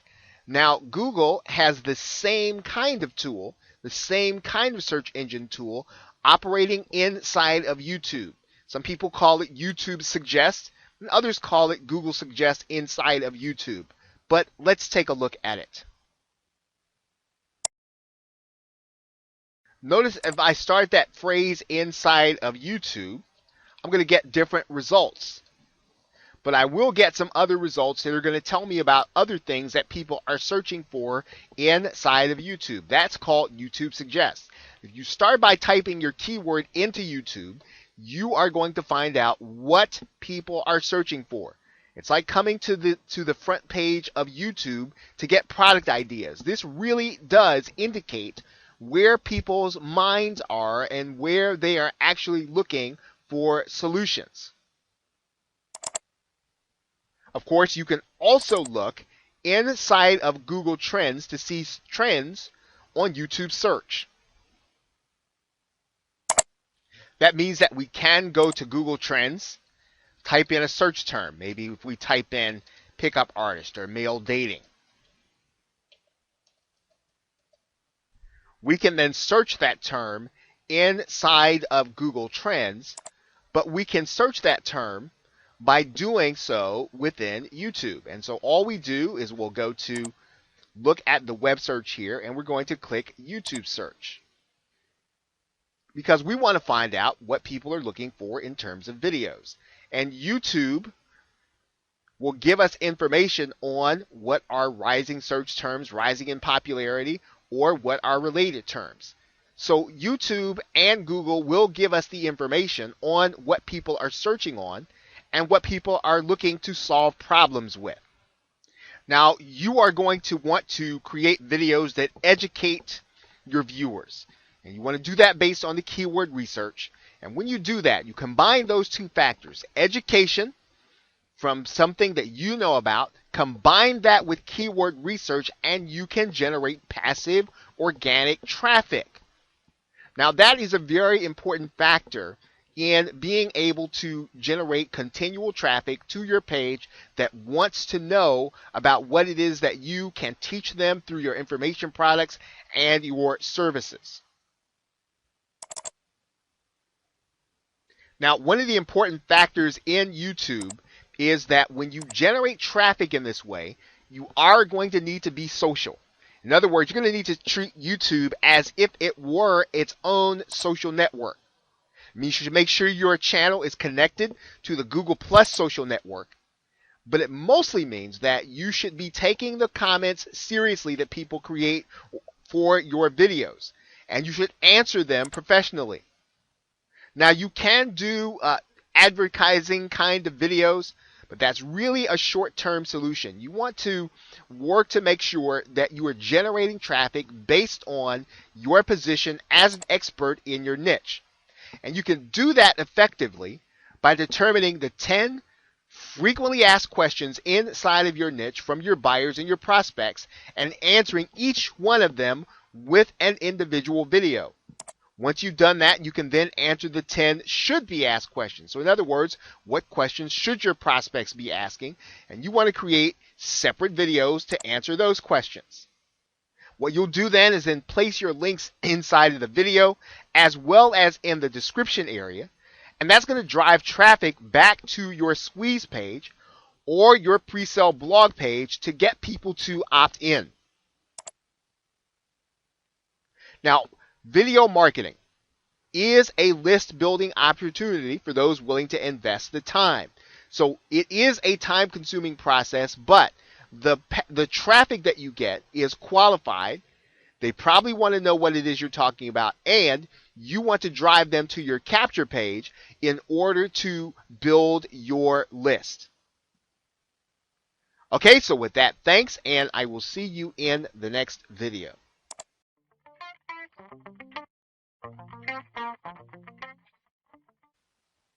Okay, assuming you have done your keyword research, what you're going to take a look at here is getting into YouTube, and I'm going to show you an existing video, and we're going to walk through some of the steps that you're going to take in order to start creating videos that will be found by people who are looking to have their problem solved. I'm going to assume that you already know how to upload a video to YouTube. Now, what you're going to do here, and you'll notice that we are in the edited section of every video. And this is going to be the most important area of your YouTube video, because this is where you will determine exactly how much traffic you're going to get from this video. Now, what things do you have control over? Well, the first things that you really have control over here is your title. You want to make sure that your title has keywords in it that people are actually searching for. This is the starting point. And so you want to turn your keyword into a question that your buyer will look at and then click on it because they have curiosity about whether or not your video is going to actually solve their problem or help them to solve their problem. So in this particular case, let's say that you were looking for information on dating, in particular, pickup artists, and you wanted to know about pickup artists, or what is a pickup artist, or in this case, do pickup artists. You want to turn this into a question. Right? Now, the other thing that you want to do here is you do get a description area. And so you want to use this description area. You get about 5,000 characters, and you want to fill that description area. You want to write in all of the data that you can that will help people to, first of all, find your video. And then second of all, you want them to get every bit of information, and you want them to know that you are an expert on your subject. So you want to give them a link where they can go to your website. And we're just going to put in any website here. Now, what's important about the website that you put here is that you want to send them not to your home page, you want to send them to a landing page. Now, I'm just writing in landing page just as a reminder to you that you want to send them to a landing page where they can opt in to your list. So we've already talked about setting up a squeeze page or landing page. You want to have that page ready and then send the traffic from YouTube to that page. Now, if you're going to be savvy, right, you can create different landing pages. You can create one for your video, create others for the traffic that you're getting in other sources, because you want to know how the traffic is coming into your site and what it's doing when it gets there so that you can make adjustments. So you want to make sure your URL is in here, and then you want to use all of the real estate that YouTube is giving you in order to describe your video. Now, the first words or the first sentence, you want to write it knowing that other people are going to see it in the search engine. So if your video were to appear in the search engines, you want people to look at your description or the first sentence or first or two sentences and decide that they like what you've said and they want to click on it. So if you're going to want to write in a subheadline or a headline and a subheadline, you want to write it in these first few words. Okay, and then continue to write your description throughout this description area. Now, the other area that you want to be aware of here is you're going to want to write in your tags. And so when you write in your tags, you want to start thinking about, well, what do I want people to, when people type in a certain phrase, I want them to find my video. What are those phrases? What are the phrases that I want to be found for? And so every one of those phrases that are specific, that are based on your research, you want to write them in there and then put a comma. And when you type your comma, this is going to become one of your tags. Right? So you want to put the maximum amount of tags inside of your video. Okay, now those are the three most important areas that you are going to be that you are going to be optimizing. Now, another thing that you're going to want to do here in some cases is you can actually add a custom thumbnail. So in other words, when your video appears in the search engines, you want to have something that's going to be visible that will almost be a call to action. So you want to design your thumbnail knowing that or assuming that it's going to be seen on the search engines. Now, you'll notice YouTube is giving you some dimensions to use there. And you want to use those dimensions because that's important, and you are going to be the beneficiary of search traffic when people can look at your thumbnail and decide whether or not to watch your video. So design your thumbnail carefully and then upload it here in the custom thumbnail area. Now, the last thing is you're going to get the opportunity here to add your video to a playlist. Now, in some cases, the playlist itself can rank inside of YouTube. It can be found. So when you add your video to a playlist, make sure that you have lots of other videos that are related to it so that Google will help determine that your video and playlist are relevant. Okay, so those are some of the things that you can do inside of your video. Now, one other thing that you can do, of course, is you can add annotations to your video. And when you do that, annotations give you the opportunity to place links inside of your video. Okay, and here we're looking at the video. We're looking at an analysis of it inside of YouTube. And what we can do, we're going to stop this here. What we can do is we can actually add an annotation. Now, we add the annotation.